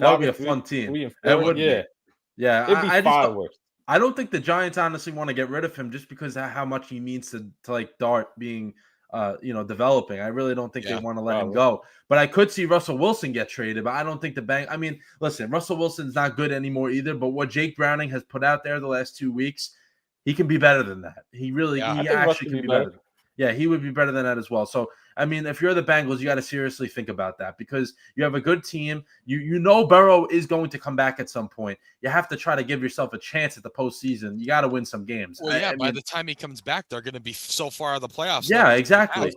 But if they were able to stay around 500, then that changes things. If Burrow comes back and, he can get you in the playoffs the last few weeks of the season. But if you're going to play like this, you're not going to win a thing. I mean, they're awful. I mean, come on. I know they played two good defenses the last couple of weeks, but not to that extent where they can't even score a touchdown. Come on, not good. Some other things we got here for week 4 was CT. If you want to join this, you can, but me and Biggie will do a QB who impressed us the most. from week 4. I'll start this one off. I'm going to go with Matthew Stafford. I talked about it a little bit before, but his stat line, impressive. 375 yards and 3 touchdowns. He hit 9 different pass catchers during the game, and that's something to talk about because they got Devontae Adams and Puka Nacua over there, and you're still hitting 7 other guys throughout the game. Good stuff. And the Rams, they're a good team, and Stafford, he impressed me, man. He went out there against the Colts team that has been really good as well, and Stafford just balls out, man. He just knows how to play when it counts. Yeah. Although his stat line wasn't, crazy, Caleb Williams, I mean, like you said, a confidence booster last week. And I think it propelled them to this win over Oakland. He was 22 for 37, 1 touchdown, 1 interception, 212 passing yards. So not a terrible performance, but again, I think he's getting to a level where he's a little more confident in himself. So he continued that momentum. That's why I think he was my quarterback of the week here, because of the way he carried that momentum from the Dallas game. Even though, again, stat line wasn't fantastic, but you carry that momentum and that confidence into the next game and you get yourself another win. So that's my take on that. That's who I pick. Right. I'm going to go with Dak Prescott. Dak Prescott, he was phenomenal on Sunday Night Football against the Packers, who a lot of people got us their Super Bowl contenders. No CeeDee Lamb. All the pressure on Dak Prescott to go out there and score points because their defense cannot stop a nosebleed. And Dak Prescott went out there and he produced, man. High-level throws, accurate, scored 40 points against a very good Green Bay Packers defense on Sunday Night Football. He stole the show from basically Micah Parsons all night. I'm going to go with Dak Prescott. All right, so 3 great picks for different reasons. All 3 of those guys had good games, though, I'll tell you that. And then an overreaction from week 4. So for me, I'm going to go with the AFC as a whole. They'll have a team make the postseason with a losing record. I'm going to stay by that because right now, the second and third wild card, they're occupied by 500 teams. And then outside of that, there's only 5 teams that have a winning record right now in the entire AFC. So there's not a lot of winning going on. And if you think about it, a lot of the AFC versus NFC matchups are going the NFC's way for the most part right now. So I think that there's going to be a team an 8-9 type of team that sneaks in the playoffs somehow. I really don't see. The AFC just really hasn't been good, and I don't see it really improving that much. All right, you want to hear mine? Eagles and Bills. Second to last week of the season, both teams are undefeated still at that point. Okay. Wow. Listen, that's not really out of the. It's really not. It's really one of them's not. They're both gonna be undefeated by that point, I think, and that's gonna be the game of the year right there. I mean, we've already had some fantastic games. I mean, that Bills Ravens game week 1, you can say is game of the year. What was the one last week? That was really good. Oh my, I'm blanking. Forget. But we've had some really good games so far. I think both those squads are still undefeated by this point. I just think if you look at the divisions right now, especially the AFC, like you just mentioned, besides a couple of teams, it's not very competitive, and especially the AFC East there with Patriots, Jets, the Dolphins. Now you lose Tyreek Hill, so. They get through that a little bit, they're going to be in pretty good business. And then the Giants, they're going to be competitive. Washington, if they're down McLaurin and Daniels, they're going to be down. And then Dallas's defense sucks. So, I mean, obviously, they're not going to play those teams every week. But, you look at the way, because those are teams you play twice a year, obviously. The Eagles end the season with the Commanders. They play them the week before that. And then the Bills finish with the Jets last game. So you obviously have your second games with those teams, but you go through the season, man. I mean, Buffalo plays the Patriots. They play I'm sorry, let me talk out of the division. Falcons, Panthers, Chiefs, which by that time maybe the Chiefs beat them. I don't know. That's why I consider an overreaction because, there's obviously some games they could lose. The Bucks, if they're still consistently good by that point. The Texans, who they'll beat. Steelers, who I think they should beat. Cincinnati, I don't know if they'll be all back by then. The Browns. So those out of division games are pretty light, I think, honestly. They have the easiest schedule in the NFL, I think, the Bills. They could go undefeated. They could, absolutely. Now, the Eagles, it's a little tougher. I mean, they play the Broncos, who haven't looked too bad. Then they're at the Giants, obviously. I got to stay out of division. I'm sorry, guys. Minnesota, who's down right now, obviously. Green Bay, who isn't playing great right now. Detroit, who does look pretty good. That's one they may lose there. It's at home, though. It's in Philly, so I'm not a little worried. The Bears, if they continue to play, this will already be November 28th, though, so I don't know. At the Chargers, that's a tough one, too.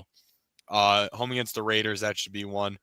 And then at the Commanders. So, I mean, again, I think the Bills have more of a shot of being undefeated by this point. But, it's an overreaction, definitely. That's why I mentioned it, because it's so late in the season. But it's not out of the picture. Definitely not. Especially for the Bills. CT, you have an overreaction? Overreaction? Yeah. I mean, I'm not going to give up on the Houston Texans yet. Okay. I'm not going to give up on them. I definitely their division's not very good, right? So they're going to be in it no matter what by the end of the year, most likely. Defense is still outstanding. If they defense get that is good. Well, this is a huge question. If the offensive line gets themselves together, gives CJ Stroud time to throw, they'll be back in the thick of things, and I can see them back at winning that division once again, and maybe even winning a playoff game just like they did last year. But it's all going to be dependent upon the offensive line, because that defense that the Texans have, I've seen them. It's for real. It's the championship level defense that DeMeco Ryans has, and I don't think their season's over yet. It's not looking great, but if they get that O-line fixed, they're going to have a shot. Yeah, we'll see what happens. I mean, they'll have probably an opportunity this week. We'll get through the schedule in a second, but an opportunity this week to get to 2-3, and then you never know what happens. But I'll do a little run through here of the standings after a month. Can't believe we're already a month into the NFL season, but that's how fast time goes. But let's do this. I'll do a quick thing on the standings here, and then we'll get preview week 5. But AFC East, we'll kick it off here. Bills at 4-0. Patriots at 2-2. They're in second place. Dolphins at 1-3, and the Jets at 0-4. So that division is I would call that division over already. I don't care what anybody says. There's no way the Bills don't win that division. They're going to win it. They might clinch it by Thanksgiving. I'm going to be honest with you. Maybe even before that. AFC North, the Steelers at 3-1, like we talked about before. They have a golden opportunity to keep increasing that lead, because the Bengals aren't going to do much winning and the Browns aren't going to do much winning. And now if Lamar Jackson is out for any period of time, we don't expect the Ravens to do much winning either. So the Steelers have a really good opportunity. They're off this week, but when they come back, a really good opportunity. They have some divisional games coming up as well, but they have a good chance at increasing that lead. Then the AFC South, surprising Colts at 3-1, as well as the Jaguars. Two surprising 3-1 teams in the NFL so far this year. I think the Colts probably have a better chance at continuing the sustained play just because of how they're doing it. And the Jaguars, though, they look like they have some swagger to them. I like what's going on there in Jacksonville. Liam Cohen has brought he's brought something down there, and I think that's what they needed. And they made a good move. They made a really good move in terms of bringing him in there. And Trevor Lawrence looks, rejuvenated. And we'll see what happens with the Texans. And then the AFC West. So the Chargers, they had a nice lead, and now it's only down to one game. They're at 3-1 though. They are 3-0 in the division, so that's something to keep an eye on as the season keeps going, because that's really impressive that they won all 3 of those division games to start the year. Chiefs at 2-2. They're back in second place, and I expect them to keep doing some winning. And then the Dolphins, the Broncos at 2-2 after they won last night. They're 2-0 at home and 0-2 on the road. So see if they can kind of figure that one out.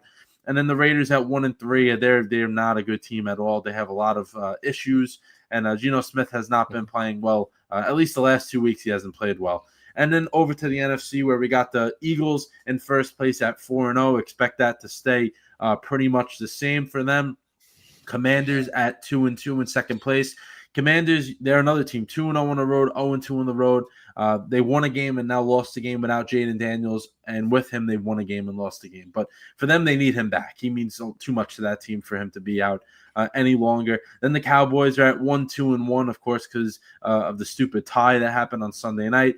Cowboys stink. They will put up a ton of points, but they had no defense. And then the Giants at 1-3. So they started at 0-3. They made the quarterback change. They get a win in their first first start for Jackson Dart. So good for them. And then the NFC North, the Lions at 3-1. After their first week 1 performance that was awful, they've won 3 in a row now, have looked really good.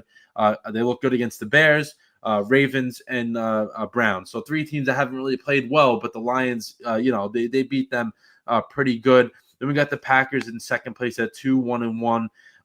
They're a team that 2-0 2-0 at home. They look fantastic at home. Then they lost to the Browns and they tied with the Cowboys on the road. So they got to figure that one out. Vikings 2-2 as well. Carson Wentz, as long as he's in there, it's going to be the ups and downs of that. And then the Bears at 2-2. So they started out 0-2. Now the Bears get on the board last week, and then again 2 wins in a row now. So we'll see what the Bears can do. But they're scoring a lot of points. They're also giving up a lot of points. So they got to fix that defense a little bit as well. Then the NFC South, the usual Bucks at 3-1 in first place, Falcons at 2-2, Panthers at 1-3, and the Saints at 0-4. I hate talking about the division. I just never find any interest in the NFC South because we know how that's going to go. Yeah, it's Bucks atrocious. got that thing wrapped up. Yeah. I know the Falcons only 8 games. game out. Yeah, the Falcons are only 1 game out, but I don't think they even have a chance. No. And then the NFC West. So right now there's a 3-way tie for first place. The 49ers do have the tiebreaker over the other 2 teams. They're in first. Seahawks at 3-1 as well, and the Rams at 3-1, and then we got the Cardinals in last at 2-2. So all those teams are over 500 right now. So no one's really not playing well, but I think the Cardinals and the 49ers are a little fraudulent, if I had to put it that way. I think those 2 teams are not going to be as good as maybe their record is at the end of the season. And then let's do Week 5 preview. So we got a lot of good games coming up, so we got to get through these, and then we'll do a quarterback to watch. And then a fantasy guy, if you have anybody that can, be helpful for your team this week. But let's do Thursday night. We got the 49ers versus the Rams. So if the 49ers want to show they are a good team, like I've been saying they're not for the past hour, they got to beat the Rams. So we'll see what happens with that. But I think the Rams are going to win this one. I think they're just, I don't want to spoil it too much because we are going to talk about it in terms of the picks later. But I think the Rams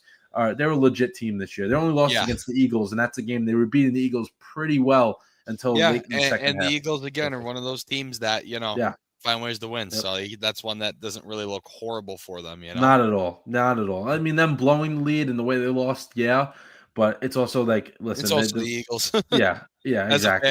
I hate to say it as a fan, but it's the truth. No, you're totally right. And then another international game this week, Vikings taking on the Browns, which 2 weeks in a row out of the U.S. Crazy. Yeah, and this time in London, so they're going to start the London series. That is tough. They said they weren't even going to come back, which I mean they shouldn't. They'll just stay out there, practice and stuff like that. So we'll see what Vikings team we get. This should be probably a really low-scoring game. I wouldn't expect many points in this one because the Browns' defense is good, and the Vikings' defense is good as well. So we'll see. And then the normal Sunday slate, we got the Raiders taking on the Colts. This is a big game for both teams because the Raiders, they're going to go – if they lose, they go to 1-4. You really have no chance after that. And then the Colts, if they can get to 4-1, that keeps them, up at the top with the main AFC team. So that's something to keep an eye on. They're going to have to bounce back after the loss this week. Obviously, to a good Rams team, but they do need to bounce back. Yeah, they definitely have to. They have to come out there and do something. And then we got the Giants against the Saints. Jackson Dart has a golden opportunity to win his second start. I know we talked about without neighbors, all that stuff, but Saints are not a good team. This will be a closer game than people may think because the Saints have played all right. Honestly, they haven't been that terrible. But we'll see what happens. Then the next game here, the Cowboys against the Jets. Cowboys have a chance of getting to 500, 2-2-1. Jets looking to somehow get a win. I don't see that happening. No. Broncos going to Philly. I think this will be a good game as well because the Broncos are 2-2, but they have a team that can travel well on the road and play good football. I'd say they're still a good team, yeah. Yeah. And the Eagles, we talked about them at length. The Eagles are the best in the league, and but they will have. I think they will have a little bit of a game on their hands. Then we got the Dolphins taking on the Panthers, where the Dolphins have a chance of getting to 2-3. I wouldn't say it's going to be easy for them, but they do have a chance of getting a 2-3 after starting out so poorly. Texans going to take on the Ravens. This is a game that you can think about a little differently in terms of Lamar not being there for them and half their team. And half their team, of course. Yeah. Both teams at 1-3. So whoever gets this win has a chance of getting back, into the playoff race. So, it's very early with that, but you never know. These are games that you got to think about. Then the 4:00 game, Titans versus the Cardinals. Titans are trying to get on the board, but I don't see it happening again this week. And the Cardinals, the Cardinals are 2-2. Yeah, they're an okay team. I think that they're not really, they're not going to lose this one to the Titans. I don't expect that to happen. Then the next game, Bucks taking on the Seahawks, probably one of the better games of the week. They are both 3-1 teams. We'll see what happens. Seahawks have the advantage of being home. I think that the Bucks struggle a little bit on the road, so we'll see what happens with that. Then we have the Lions taking on the Bengals. So when you looked at this in the beginning of the season, you'd be like, "Oh, damn, this is gonna be a really good game." I do not expect that to be do not expect that to be the case this week. I think the Lions are going to take care of them. Bengals might get. What did you say? Wait, who the Lions play against? Bengals. Yeah, that's what I thought. Yeah, they're going to steamroll them. I would expect that to be the same. I don't think they have a chance. And then the Commanders taking on the Chargers. So we'll see if Jaden Daniels is available. So because that'll make it a fascinating game to see if Jaden Daniels is around. If not, Chargers will probably win that. Then Sunday night, Patriots have a chance to show that they actually are better than people think, going to Buffalo, taking on the Bills, divisional matchup. If the Patriots can get that win, they're only at one game out of first place, but I don't expect that to happen. And then Monday night to round out the week, the Chiefs taking on the Jaguars. Well, the Chiefs, they've been playing better, but the Jaguars have been good this year. So we'll see. That should be a good Monday night game. So before we move off of the NFL here, if you guys have a quarterback to watch for Week 5, I will throw in Drake May. I think he's been playing very well. I talked about him before, but now he's facing the bright lights of Sunday Night Football against a Bills defense that is vulnerable, though. The Bills defense has really not been good this year, so they got to think about Drake May got to be like, okay, I have a chance to prove myself here in front of everybody, because the Patriots haven't been really in the national spotlight since Tom Brady left. They kind of fizzled out, but now they're getting a chance to do that. So we'll see what Drake May – I'm fascinated to see what Drake May can do against this team. He played good against Buffalo last year on the road. I remember that game, so we'll see. We'll see what happens with him. To watch, I honestly could say Tua Tagovailoa. I know it sounds crazy. Hear me out. They're playing the Panthers, who I don't think are very good, and people are going to say, well, who's he going to throw to now that, Tyreek Hill's gone? Look at Darren Waller last night. Right? Yeah. He played so pretty got good. Jalen Waddle there, too. And he got Waddle, too. So I think Tagovailoa is going to have a pretty good game this upcoming Sunday. Give me Tua Tagovailoa. All right. CT, you got any quarterback to keep on the radar while everyone's watching football this weekend? Quarterback on the radar. Anybody to keep an eye on? Go back to me. I'll get somebody. I was gonna say maybe somebody on the top of my head, I was thinking golf, but that's an obvious one because they're playing that Bengals defense. So no, yeah, you can go with that. It doesn't matter to me. All right, I'll go Goff. All right, Jared Goff. Yeah, see if he can keep it up. See how many yards he can throw for against a Bengals defense that's pathetic. I mean, Bo Nix threw for a ton of yards, and he's not really known for doing that. So. Oh, I almost forgot this one. This one make you happy, JD. Justin Fields. He might be able to go off against the Cowboys. You might like that one, JD. It is a bad. I'm telling you, everybody feasts on the Cowboys defense so far this year. But it's the Jets. Garrett Wilson. Garrett Wilson might go off this week. He goes off every week. They don't win. So if they win a game for me, that makes me happy. I mean, Garrett Wilson. That's another guy that helped me in fantasy. Garrett Wilson? I would have lost. Yeah. Yeah. You probably won off the 23-yard I did. Off that touchdown. Right? Yeah. Honestly. Yeah, the end of the game, he had a 23-yard catch, and they started breaking out the lateral. So that'll win a fantasy game. That shows the state of the Jets. Oh man! But the last thing you brought him up already, but I was gonna say for a fantasy guy, if anyone has like a guy that that's on a team that's on your bench or someone to start or pick up because the waiver wires tomorrow, I would say get your hands on Darren Waller. He had 2 touchdowns yesterday. Tyreek Hill's out now. The Dolphins never really have had a bigger threat receiver, like a taller guy, and now Waller can be that type of guy for Tua. I mean, and they had 2 touchdowns. So you guys got anybody in terms of picking up for fantasy this week? Something? I do, and he's on one of my 2 fantasy teams. Wan'Dale Robinson. Now you don't have Neighbors, and Jackson Dart has shown that he can throw the football pretty well. And the Giants are at the New Orleans Saints, who, will keep it close, but the Giants should win, and Jackson Dart should have himself another good game. And he's the next in line in receiving yards for the Giants. And now, obviously, Malik Neighbors was the guy. He was. But Wan'Dale Robinson, Neighbors up until this point had 271 total yards. Wan'Dale Robinson at 237. Yeah, he was averaging 13.2 yards a game too. He's averaging 13.2 yards a game. So he's now the receiver 1. And again, you have a quarterback like Jackson Dart that showed he could throw the ball, and you're playing against a team that's not very good. I think Wan'Dale Robinson's a good guy to have on your fantasy team this week. I think he's going to get a good amount of points because he's going to be getting a lot of targets now because their number 1 guy is done, Malik Neighbors.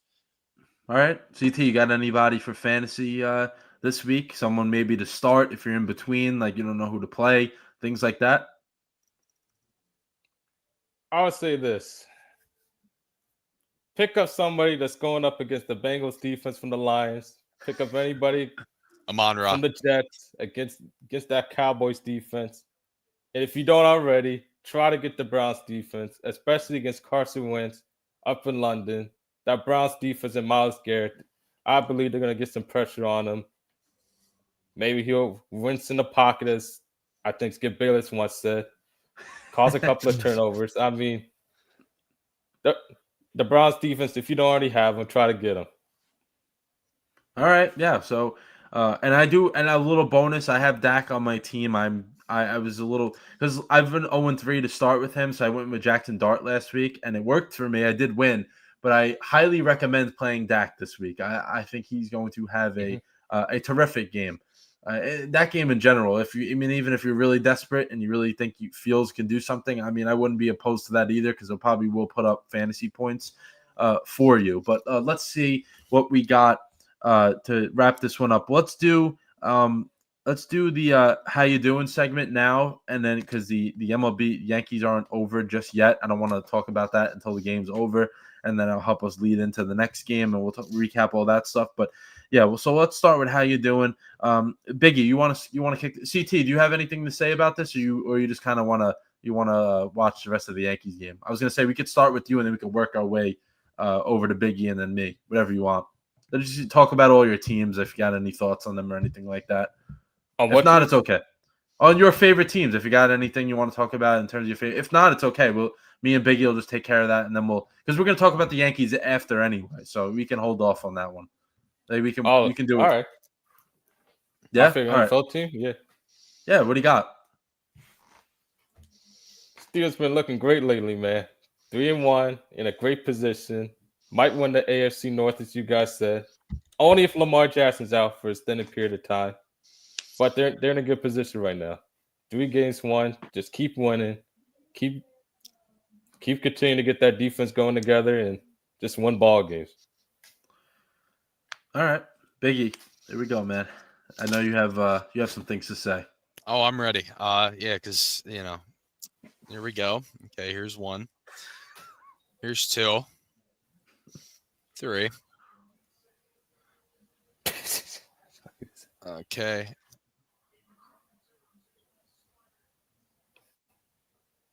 6. There's another one. Let's talk about it. I had to witness that live in person in Syracuse, and that's just embarrassing. Fran Brown all offseason. Oh, this is close competition battle. Steve Angeli, Ricky Collins. Oh, this is so close. This is so close, right? Where was that on Saturday? Ricky Collins looked like he wouldn't even start for freaking UMass right now. Okay, what was that? Okay, so let's talk about the first drive.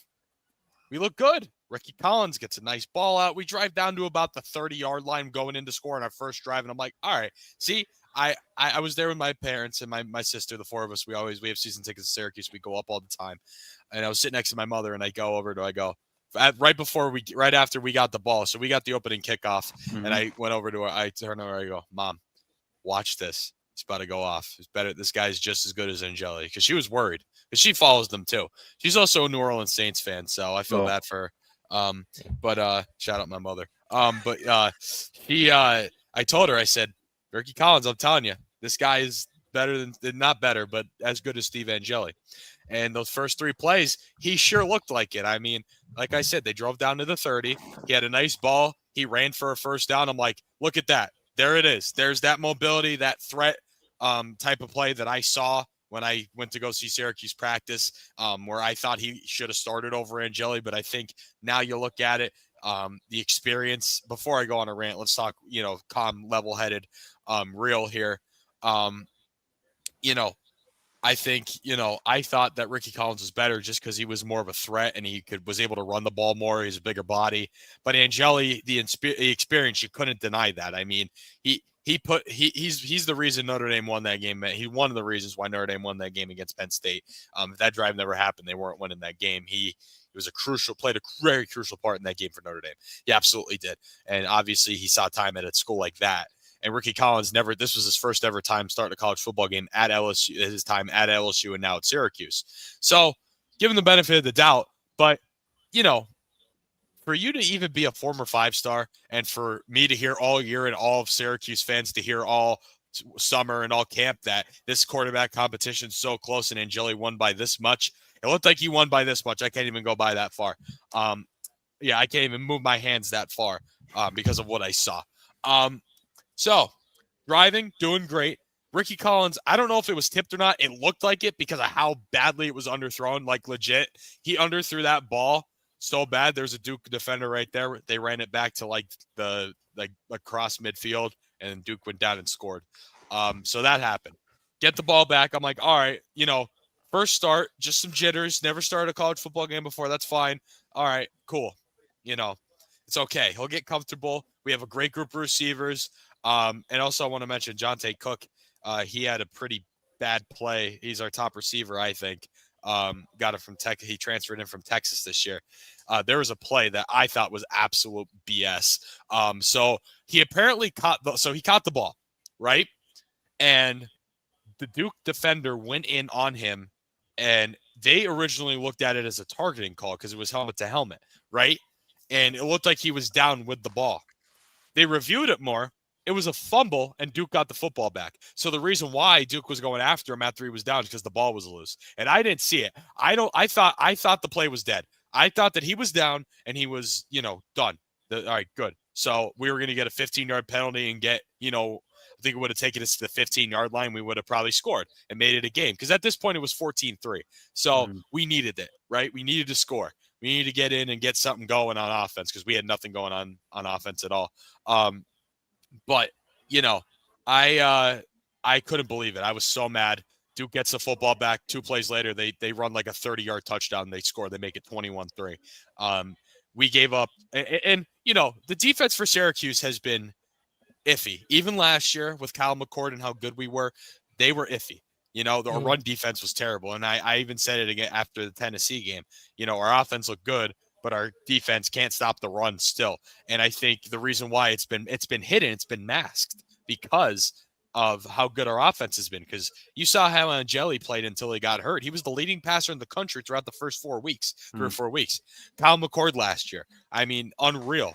He was the best quarterback in college football. Fight me on that. He was. Statistically, he was the best quarterback in college football. Broke the ACC passing record. I mean, I think it masked how bad our defense really is because our defense isn't very good. Total yards of offense. We give up 504. Give up 504 to Duke. Not saying Duke's bad, but come on. You don't lose to Duke in football. I'm sorry. I don't care who you are. You don't lose to Duke in football, especially if you're Syracuse. You do not lose to Duke in football. I don't care what happens. You do not lose to them. Okay? So it just never – and Ricky Collins just never got comfortable, and our defense looked like Swiss cheese. So it's just a culmination of, I think, a new quarterback never got comfortable for whatever reason, and it exposed our defense. Because, like I said, we had guys like Steve Angeli the first couple of weeks. And then last year with Kyle McCord, just explosive passing offenses and guys leading the country in passing yards 2 years in a row. Obviously this is a horrible loss. This is a, eye-opener. of what's to come. And we have SMU next week on the road, who is not having the best year. And I saw a stat today. I was watching the Locked On Syracuse podcast. SMU gives up 334.5 passing yards a game. They're last in the ACC for that, for pass defense. They give up 334.5 passing yards a game. Some teams don't even put that up in 2 games, right? Yeah. So if we could get our offense rolling at SMU, we should win. But from what I saw last week, they're not winning another game. They're going 3-9. I mean, I just don't get how you beat Clemson one week. It was obviously down, but still to go down to Death Valley and beat Clemson is a huge accomplishment, no matter who, especially for a program like Syracuse. And then get embarrassed in your home stadium on family weekend against Duke. And your quarterback literally was about to throw a pass and it fell behind them and he threw like 2 picks. And I'm serious. It happened. It happened right in front of me because our seats are behind the one end zone, the second level. They were driving the other way. And I watched Collins go back to pass. Ball slipped right out of the back of his hands and fell behind him. I'm like, oh my. And we were already down 14-3 at this point, I think. So it was already a disaster. And it was just off. Like, that was the worst game I've ever seen in my 21 years of life. And even my father, who the reason why I am a Syracuse fan, I don't know if CT knows this, I mentioned on the show many times, my dad played at Syracuse. So that's why I'm such a huge Syracuse fan. It's a big part of our family. It's been like, it's been a huge part of our family forever. Like, get together on game day, we have season tickets up there. It's amazing. That's why I loved it so much. That's why I love Syracuse so much. And he told me, even as a player, and he's like 52. He played in the early 90s when Syracuse was like good. Like he was on the team when they were number 6 in the country in 92 with Marvin Harrison. Nice. Yeah. So he's seen some good games, and then obviously he's been following the team since he graduated college, and he saw them go 1-10 in 2005 through all the 3-9s, even before I came around and before I had recollection. He told me that's the worst game he's ever seen in that building in his time of following Sarah, like playing and becoming a fan after playing, which, has been 30 some years now. So that's the worst game he's seen in that building. He told me. And I said, in 21 years of life, that's the worst one I've seen. It was, and we've had some bad, if you know college football in depth and you follow every team and stuff, Syracuse has had some bad teams, some bad seasons. Like, they've been horrible. They've been a joke. Like, seriously, the program's been a joke for the last 20 years. Finally gained some relevancy, and you play like the 2020 team or the 2005 team that went 1-10. You know what I mean? Like, it was a huge step back. But I trust in Fran Brown. I trust in Ricky Collins developing a little more because, again, never started a college football game. First ever college start. Was a backup at LSU his entire career. Never started at LSU or even got valuable time at LSU like Steve Angeli did. So give him some time. And we should win a couple games down the stretch. I don't know if they're going to, it's too early for me to say they're going to beat SMU right now. I think they're going to lose, but if they win, I wouldn't be surprised. Then they have Miami and Notre Dame back to back later in the year, like week 10 and 11. So those are definitely, with the way last week went, they're not winning those. They'll beat UNC. They played UNC on a Friday night. They play Pitt, who obviously looked inconsistent. They get into that point in the year where they become inconsistent, and then we play them October 18th. So, that might be a shot at us to get a win too. And then we play BC the last week of the season at home. So, those are games, at the beginning of the year, you're looking, we should win majority. They should go 8-4 or whatever. Now I'm thinking more 5-7, 6. We might even make a bowl game. I hope we do. I still see this team going above 5. If they do, with everything at hand, with the schedule, how hard it is, and losing the leading passer in the country, and after this debacle last week, if you could make a bowl game, I think that's impressive, and I think I can calmly say Fran Brown changed the program, even though I've said it a million times. I was 95 after the win at Clemson. I was 95% sold on him. Last year it was about 60. After the first couple of weeks, it was like 75. Clemson raised it to 95. Now I'm back at about 65% sold on Fran Brown. I'm still over 50. Don't get me wrong. I am. I think he's a fantastic coach, changed the culture of this program in 1 year. But if they could pull out a winning, if they go 7-5 with this, like I said, like I thought they would originally, or 8-4, or 6-6 even, I call that a W for us. And I think I can have 100% trust in Fran Brown, because if he could turn this situation into a bowl game or even a above 500 season, I think the guy's a great coach, and I think Syracuse, I can officially say Syracuse has turned the tides. They've become a program rather than just, we play Syracuse. They're going to finish last in the ACC, 2-10. I forgot they even had football. Are they FCS? I didn't even know. Are they Power 5? Yeah, we are. Okay. Yeah, I heard that my whole life. Syracuse has football. Yes, they do. Syracuse is not I thought Syracuse was FCS. No, they're not. I've honestly heard people have said that to me. They're like, Syracuse is football. I forgot they had football. I'm like, yeah, they do. They have football. Because they're known for the basketball. Yeah. Yeah, I know. Literally, yeah, they're way more popular, and even lacrosse at one point too. I mean, and even still, the lacrosse program's popular there. But yeah, so that's all I have for how you doing. The Eagles are good. Yankees just blew a lead, but we'll get into that. NHL starts next week, though. Flyers are back at it. I think they're going to have a good year. And Syracuse basketball, just got to hope that they do okay, because maybe they'll give me something to cheer for by that time. Yeah, so perfect about the hockey. We'll talk about hockey once again next week with the regular season starting, and then the NBA will be soon before. So we'll have a lot of stuff soon after, I should say. We'll have a lot of things to talk about. But for me, I'm not going to talk about the Mets again because I already did that. They hurt me too much to keep talking about it. Just disappointed. I'm not really shocked just because the way it went. I talked about that in the video. Just over months. They just were not playing good. So it's like, it's whatever. I kind of expected it. And they didn't deserve to make the playoffs anyway. Even if they did, they would have gotten smoked. So you just saved everyone's time from sitting on their couches and watching. You did everyone a favor and enjoy your trip in Aruba. But with the Jets, so listen, I'm over talking about each game, what they did wrong with this and that. I just want to talk about like in terms of being a Jets fan, like we really just don't know what to do anymore. It's like, what do we do? Like, we're going to go. We're going to, like, I go to every home game and I don't know how I do it, but I do. I do go, and I'm going Sunday. And I'm going to have fun, but it's just like, what the result's going to be. And that's the worst part is like, this team is not going to win. They're going to lose. It's going to be sloppy. Listen, I know that I had no expectations for this team coming into the season because they really don't have a good roster, but just the way they lose. This was supposed to be a team that was more disciplined. Oh, we're going to do this. We're going to do that. You haven't did any of it. You look worse than what you did last year with Jeff Ulbrich as head coach. And you look worse than that. Come on, that's just you. I didn't think you can get worse than that, and they have. That's just like, I mean, I'm already like broken inside as a Jets fan. Like, they really will. They're gonna have to do a lot to really fix that. But it's like, whatever. This team stinks. I accept it. Like, they're never gonna be good in my opinion. Like, ever again. They just suck.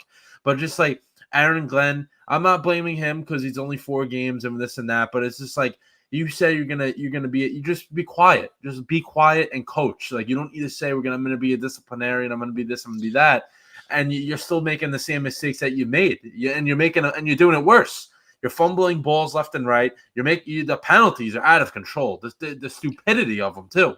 False starts, personal foul penalties, taking yourself out of any chance of scoring a touchdown or a field goal because you think it's okay to get a personal foul penalty. Third down penalties on defense. It's just the same old story over and over again. It's beyond frustrating at this point. Can I butt in real quick? Yeah. Just a quick little thing here. Usually coaches that say all this stuff, that have to say this stuff, are usually the ones that don't do any of it. So I'm not surprised that Aaron Glenn was going off about all this stuff. Like, this is like a big point of what he's trying to do. Because usually it's the coaches that have to tell you that they're doing this stuff. Yeah. That are the ones that usually are the worst coaches. So not saying he's a bad coach. We don't know 100% yet, but I mean, it looks bad in New York right now, dude. It just looks really bad. I just wanted to point that out. No, yeah, no problem. And it just I can't get aggravated over it anymore. It's just, it's whatever. But if they do want any chance of, if they think they have a chance of getting back into the season, Steve Wilkes can't be calling the plays anymore. I know they won't fire him because it's his first year here, but he cannot be calling the plays anymore. He is beyond pathetic. And there's a reason why he changes and gets a new job every year. I mean, it's self-explanatory. When someone changes where they are every single season, it's usually their fault. It's not really the other team or the organization or whatever it is. It's not that person. It's the person that's getting a new job every year. It's usually the one that is the problem, and it is what it is. But the defense just need to get back to like what I mean. They never really were anything good, but at least like when Saleh was here, the defense was actually okay. Like they're actually were competent. Like they're beyond. They're just horrible in every sense of the game. They have no self-awareness, no discipline. They don't even know. Like it's just dumb. It's just dumb things. That's what upsets me. That the dumb things that it's just like a slap in all the Jeff fans' faces when you say you're going to do this and you're going to do that and you don't. Like, I mean, I know no one had really expectations, but still, like that, the point being made is that you have, like, you can't say you're going to do all these things and it somehow gets worse. I still cannot get over how it got worse. I really just cannot. I cannot get over how it got worse. And they just listen. I always hear from from other my friends and stuff like that aren't Jeff fans. Be like, yeah, they're gonna rebuild and they're gonna get there one day. Well, why does it always have to be a rebuild? The Commanders were the worst team in the NFL before they got Jaden Daniels, and look what they did last year. There's a number of teams, if you think about it, they rebuild within a year or two, and they go out there and they make the playoffs just like that. Why does it have to be a 15-year rebuild? Like, why? Right. Why does it have to be a 15-year? Like, that's just what I'm saying. That's a slap in the face. Like, when people say that, because every other team, they can turn it around just like that. You think of the teams that have the worst winning percentage in the history of the NFL, some teams, and they still find a way to make the playoffs within, 3 years or so, 4 years. And the Jets have not made the playoffs since I was 6 years old. Like, I mean, are we kidding? Is that even like, that's a joke? That is beyond a joke. Oh my God. I don't even remember when they made the playoffs. That's how long ago it was. And it's like, I don't even want to tell people, oh, what team do you root for? I'd rather not say. Like, I really don't even like that. I mean, I'm past that point now just because of the team. They broke me in 2022, like, and last year, just because of what happened with the Rodgers situation, the injury and all that. That's just why I have no faith in them ever being good again. But this year is just more so of, yeah, we know they're going to suck, but it's just the way they're going about it. They just look like they don't care. They look like they're just there for the paycheck and the fun time on the flight there and back and whatever. Yeah, we'll mess around and practice for 3 days, pretend like we're doing something, and then we'll play the next game and just the same cycle over and over again. But yeah, it is what it is. I'll be there Sunday, sitting there in misery. Can we get a win? Like, just at least one win? Because at this point, I actually, like, I'm not even exaggerating. I really don't think they're gonna win one game. I really don't think so. And they have winnable. They have so many winnable games on the schedule. I just don't sit like the Cowboys. That's a game they can win this week. If they really played hard, they can win that game. But will they? Probably not. The Broncos, I would say no. Someone like the Panthers, at home, that's a winnable game. Will they? Probably not. The Bengals, the way they look right now, that's a winnable game. Nope. Browns, same thing. Nope. Saints. I mean, come on. There's so many winnable games on that schedule, and last night was winnable. Yeah, exactly. That's a game that you look at that. If Aaron Glenn wants to, put his stamp on that team, they go out there and win that game last night. Nope, 2-9 in their last 11 games. All over the Dolphins. They they beat themselves with the fumbles and obviously defense wasn't good. That's what I'm saying. They beat themselves. Yeah, Breece Hall he had one of the most one of the best quotes I've heard from a player in a while. You're like, yeah, all the teams, they say they shoot themselves in the foot, we shoot ourselves in the head. And he's right. They go the extra mile in terms of making sure they don't win a game. They don't know how to win football games. And it is what it is. I just feel bad for guys like Garrett Wilson, Quinnen Williams, like guys that really deserve, like, Quinnen Williams has been on this team this is his 7th year, and he has not seen one winning season. Like, I feel bad for someone like that. Garrett Wilson, if he put Garrett Wilson on any of the good teams in the NFL, that guy would have 2,000 yards. He is that good.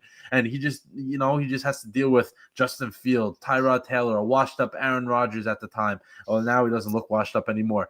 I'm trying to think. Zach Wilson, Mike White, Chris Strevler. These bum quarterbacks that have been throwing the football to Garrett Wilson. Imagine if he has a Josh Allen. Imagine if he has a Justin Herbert. Imagine if he has a Patrick Mahomes. Imagine if he has a Joe Burrow. I mean, it's insane what the plays he makes. He should have had 2 touchdowns last night, and both catches were in. Not many guys can do those things, and they just let the talent go to waste. It's just beyond upsetting at this point. It's like it is what it is, but it's just like you gotta just, I don't even know. I have no words. Like, I don't even know what to do. Like, yeah, I'm gonna go there Sunday with my jersey on and pretend to cheer him on, I guess. Like, I don't know. Like, and I'm gonna be disappointed when they lose again. Like, I should know this by now, and I can't not root for them anymore, because the day I don't root for them, they'll win the Super Bowl next year. I know that for a fact. So it is what it is. But let's move on, because we are definitely going very far into the show today. Jeez. Yeah. Let's talk. You know what? We can do the pick 'em really quickly right now. Me and Biggie, we lost last week, so I'm at 10-7. You're at 8-9. But we'll pick the 49ers Rams game, probably one of the better games of the week. I'm going to go with the Rams. I think that they're a much better team than the 49ers. 49ers are, I said before, they're fraudulent. They're 3-1 fraudulent team, and they're still banged up very, very much in terms of injuries. They have a lot going on, and Brock Purdy might not even play this week again. So I don't know what his status is up in the air. So that's exactly why I'm going to agree with you and take the Rams. I mean, the Rams look, good. That's a good team. 49ers, they haven't played up to the standard, I guess you could say. Again, like you said, pretty fraudulent. They're still injury prone. So yeah I'm going to take them as well. And they haven't really played anybody. The Seahawks are a good team they play, but besides that, they really haven't played anybody. Nobody. That's good. And then the last thing we got here is the MLB. So we can run through this one pretty quickly. Bruce Bochy of the Rangers, Ron Washington of the Angels, Rocco Baldelli, and Bob Melvin. So 4 managers already have been let go. I would probably expect that to depending on what teams in the postseason, if they make a run or if they don't make a run. I could see that increasing. It's also some teams that didn't make the playoffs that maybe don't know what they want to do yet. But as of now, 4 managers have been let go. CT, I've been hearing that Bruce Bochy may be going back to San Francisco. What do you think about that one? Probably a good move for San Francisco. You know what I mean? You get a new voice up there, got a guy that knows what it takes to win up there. It could be good for the San Francisco Giants, especially Buster Posey up there. He's looking to win now. Yeah, exactly. He's no longer just trying to be just relevant and just be playoff contention. I think he's trying to get the Giants back in the postseason. Yeah, and Bob Melvin was there for 2 years, wasn't able to get that done. Of course, Buster Posey played for Bruce Bochy, so that's a great connection they got.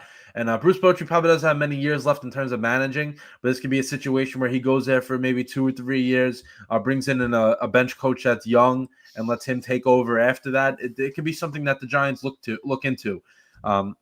We'll see what happens. But yeah, I'm not really shocked by any of the guys that were let go, just because of the way their seasons went, especially the Twins and Ron Washington. His situation is a little different just because his health is not there for him to. I mean, he missed like over 80 games just because he wasn't able to be there because of his health. So I can understand that. But yeah, that's good enough for those guys. And then the playoff breakdown. So let's go through what happened today, and then we can go through the playoff bracket, and we can predict a little bit in terms of that. But let's do what exactly happened today. So all 3 games so far, extremely low scoring. No one has yet to score more than 3 runs in the wild card round so far. But the Tigers came away with the win over the Guardians 2-1 today. Skubal was outstanding. 7 innings, 7 2/3. A ton of strikeouts. This is the Tigers team that blew the division lead to the Guardians, and now they have the 1-0 advantage. Anything you guys got here in this game? Very good pitchers, though. It was an outstanding game. CT, you could go first. All right.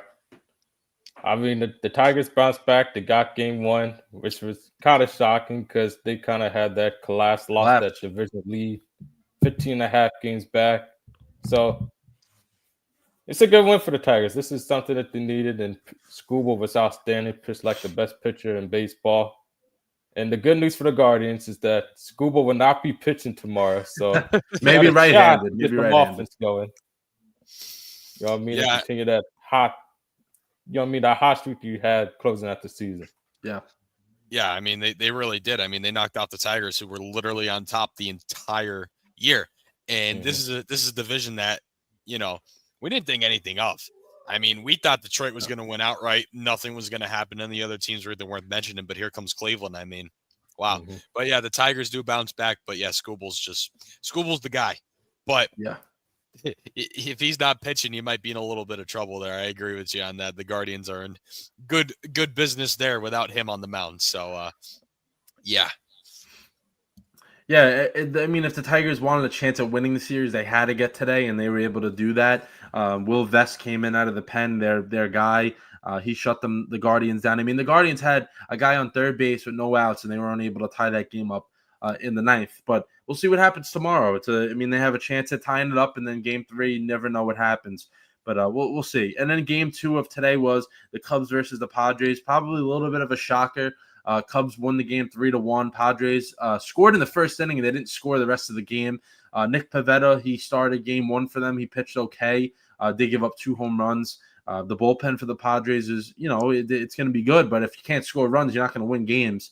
And the Padres have too much talent to lose. They can't. I know they're the lower seed in this matchup, but they can't lose to the Cubs. I don't think that's does not look good for the Padres. No, not at all. Not the best of looks, but Cubs. They got. They're a good team, though. Yeah, Cubs are a good team, but I just don't think that the Padres should. They got better. They got a better roster, better talents. I mean, the bullpen is just outstanding, but the Padres' offense just didn't show up. Hasn't been great all year. If it continues like this, they'll be done tomorrow. Yeah. Yep, I agree. And then the game that ended about 15, 20 minutes ago was the Red Sox beating the Yankees. Another pitcher's duel, 3-1 win for the Red Sox, which kind of hurts the Yankees a little bit, but I think they'll be okay. I think they're going to win this series anyway. But Max Fried pitched great. They wasted a gem of his. It was 1-0 when he came out. Luke Weaver came in the game. He blew it. Yankees had bases loaded and no outs in the last inning against their old friend Aroldis Chapman, who came in the 8th after Crochet threw 120 pitches. He was great. He was outstanding. They went from Crochet to Chapman. He came in the 8th. He got 1 out. Then Chapman let up 3 straight singles and was able to get out of that somehow with no runs given up. And the Red Sox, listen, I think that the Red Sox and the Yankees, those two, whoever wins this series can have a very deep postseason run. I think both of these teams are set up well. But with the Yankees, I was just confused, CT. We can and Biggie as well. The lineup construction today. I know it's a lefty or whatever, but it's the postseason. Can we stop with the analytics? It's actually annoying. Yeah. Like if you have you're gonna put Jazz Chisholm on the bench the entire game because it's a lefty, but Jazz Chisholm's good enough to hit against Chapman in the 9th. That defeats the whole purpose. It's still another lefty pitcher. Like, you see what I'm saying? Like, it doesn't make any sense. CT, why? I don't understand the approach of that. Right? This doesn't make sense. I mean, it doesn't. But the Yankees are very analytical driven.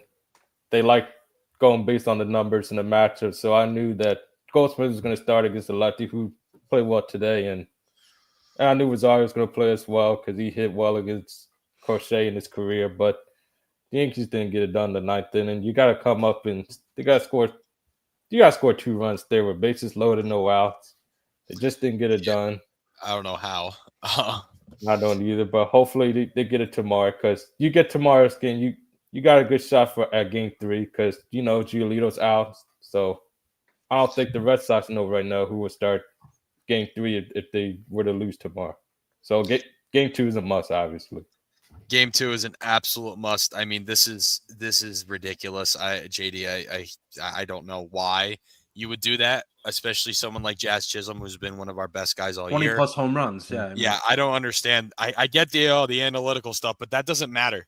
Like, postseason. It doesn't matter in the postseason. No, you have to win now. Like, you have to win now. Like, the baseball season's long. Okay, you drop some games. Okay. But you get to a point in a wild card round where you could be done tomorrow if you don't change something up. And you know what? Listen, I say this to everyone. I stopped watching baseball early August because that's when football comes around. And from what I saw from the Yankees up until that point, I hope they lose tomorrow because then that means Aaron Boone's probably going to get fired. So you know what? I hope they do because it'd be great to see them, maybe rejuvenate a little bit because they did have a rough second half of the season coming out of the All-Star break and even leading up to the All-Star break too. They started to fall off a little bit and it just never really picked up.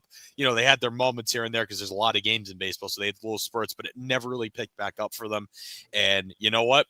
If this leads to Aaron Boone being fired, if this is what it takes for them to finally get rid of him, let it happen because I'm sick of him. I can't look at him anymore. I genuinely can't. Like, I'm serious. Yeah, I understand the frustration. We'll see, but I do think the Yankees, it'll be very disappointing if they don't win the series. They are definitely the better team. It will be, yeah. Yeah, they're very. I know they ran into Crochet, who was great. I mean, they faced him. And this is a tough matchup, but they should have won the game though. They were winning the game late. It was 1-0. They say they have this great bullpen. You gotta end that. Yeah, we write off having a good bullpen, and then we do that. Like, yeah, exactly. And even if when you blow the lead, then you have bases loaded, no out in the last inning. You got to take advantage of that somehow as well. That's another thing. Yeah, that's surprising to me. Especially, I get it. Chapman's still pretty good, but he's not a guy. I mean, he's still good. I don't want to bring him down because he's not bad. But again, he's been great. Yeah, he was great this year. But still, it's still like you have bases loaded, no out. You gotta do something with the talent you have. How do you not capitalize off that? Like, come on, you know what I mean? How do you still lose a game in that situation, even if it is Aroldis Chapman? Like, come on. There's only two good news, JD. Ben Rice will be playing tomorrow, who's been very good all year. Yes. Well, most likely, I expect him to play. And Jazz as well. Yeah. And there's no Garrett Crochet, if that helps anything. Yeah. I mean, that's what the playoffs is all about: pitching and defense. And the Red Sox did it tonight, and the Yankees didn't. But listen, they have tomorrow. They have to try to get. I think if, like you just said, if they win tomorrow night, they will win Game 3 because the Red Sox are a little short in terms of pitching. So I'm sure they'll be able to put it together, but it won't be at the level of what they put out Game 1 and Game 2 because Giolito is now out, and the Yankees do have more depth in terms of pitching, so they gotta win to give themselves a chance. And I think if they win this series, they have a good chance of winning next series as well. So they just gotta find a way. But let's do this. We won't predict too far just because every week we have a show. I kind of want to go through each round and we can predict like that. So we'll just predict the wild card matchups for now. So now that we've seen 3 of the games are complete, and then with the Dodgers are up 1-0 now in the third inning. This game shouldn't really matter. I think we're going to agree with what they do anyway. But let's do this. So we'll start with the Detroit versus Guardians game. So who do we got winning that series, taking on the Mariners on the weekend? Who do we think is going to come away with that one? They do have a 1-0 lead, but it doesn't really mean anything. We know that. You want to go Biggie or? Yeah, I'll go first. Again, like you said, the 1-0 lead does not matter right now, personally, I don't think, especially for the way the Guardians came around at the end of the season and somehow won that. I mean, it's crazy. Yeah. I think they get this next game. I truly think they do. I think tonight was a case of, the top guy being out there on the mound. But yeah, a Tiger's obviously a great team, but are they deeper than Skubal? Like, is there anything deeper than that can really push them forward against a team that's pretty hot right now? So I'm going to take the Guardians. Pretty good, but he is good. Not Skubal though. Right? Yeah, exactly. That's what I'm saying. Like, do you have someone that will be able to propel you against a team like the Guardians who are really hot right now? You know what I mean? That's the thing. If it was the Tigers, if they didn't get put in that situation where they got bumped right at the end of the year, where the Guardians didn't have that surge going into the playoffs. I would say differently, but I just think right now, I know they lost, obviously they went against a fantastic pitcher, but I think the Guardians keep this a series here. They get the next game. They get this, the one tomorrow. All right. I'm still going to go Guardians as well. I think they're going to take the last 2 games of the series, advance and play the Seattle Mariners.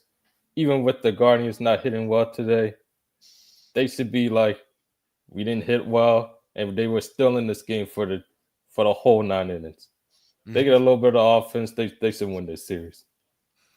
Yeah, all right. I'm gonna go. I agree with everything you're saying, but just because I know I said before the game doesn't mean anything, but I like the Tigers to win the series just because they got today. Like the winning the game 1, it doesn't mean anything, but then in the same sense, it does mean something just because you only need one more win and you guys move on. But they do have some room for error now. But Casey Mize, he's no slouch. I mean, I think he can go out there tomorrow and win it.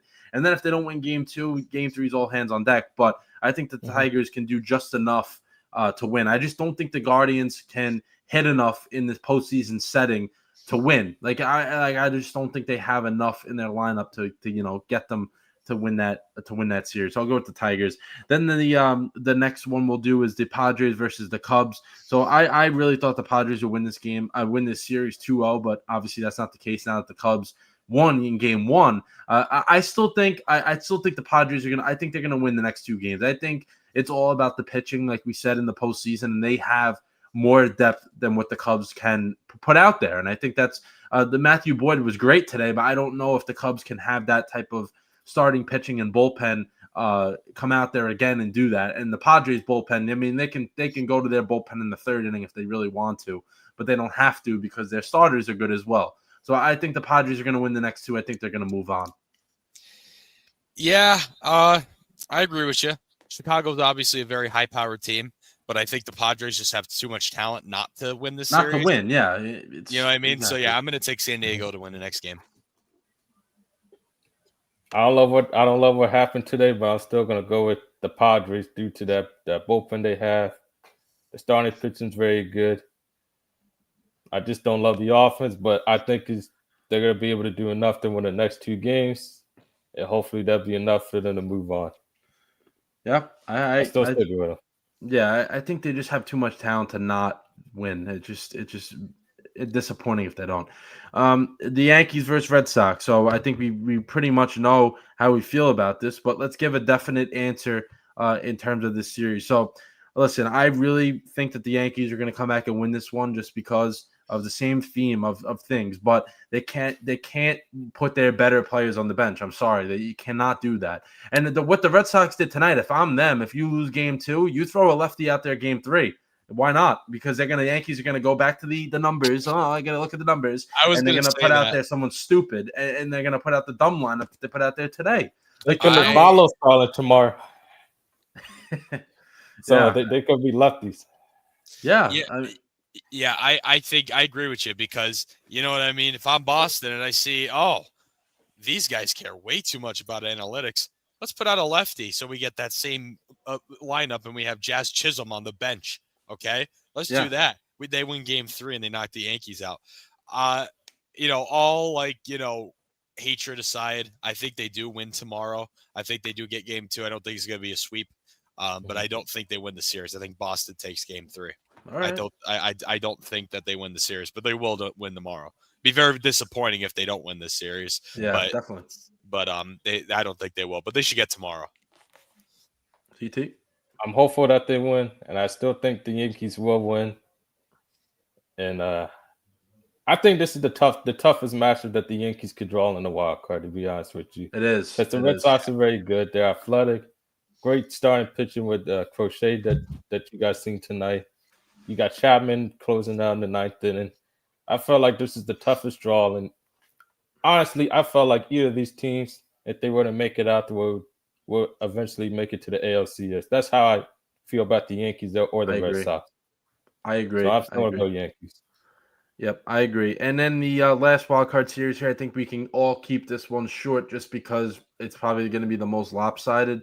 Dodgers are winning 1-0 right now in the bottom of the 3rd, but I think we can all agree the Dodgers will get this series. I don't even think they'll lose a game, but if they do, they still will win the series. They're just far more talented than what the Reds are going to put out there. The Reds are just not their time yet. They have a good team that is very young and they're not ready. I don't think they're ready for this. I agree 100%. The Dodgers are too good. I'm going to take the Dodgers to win tomorrow as well.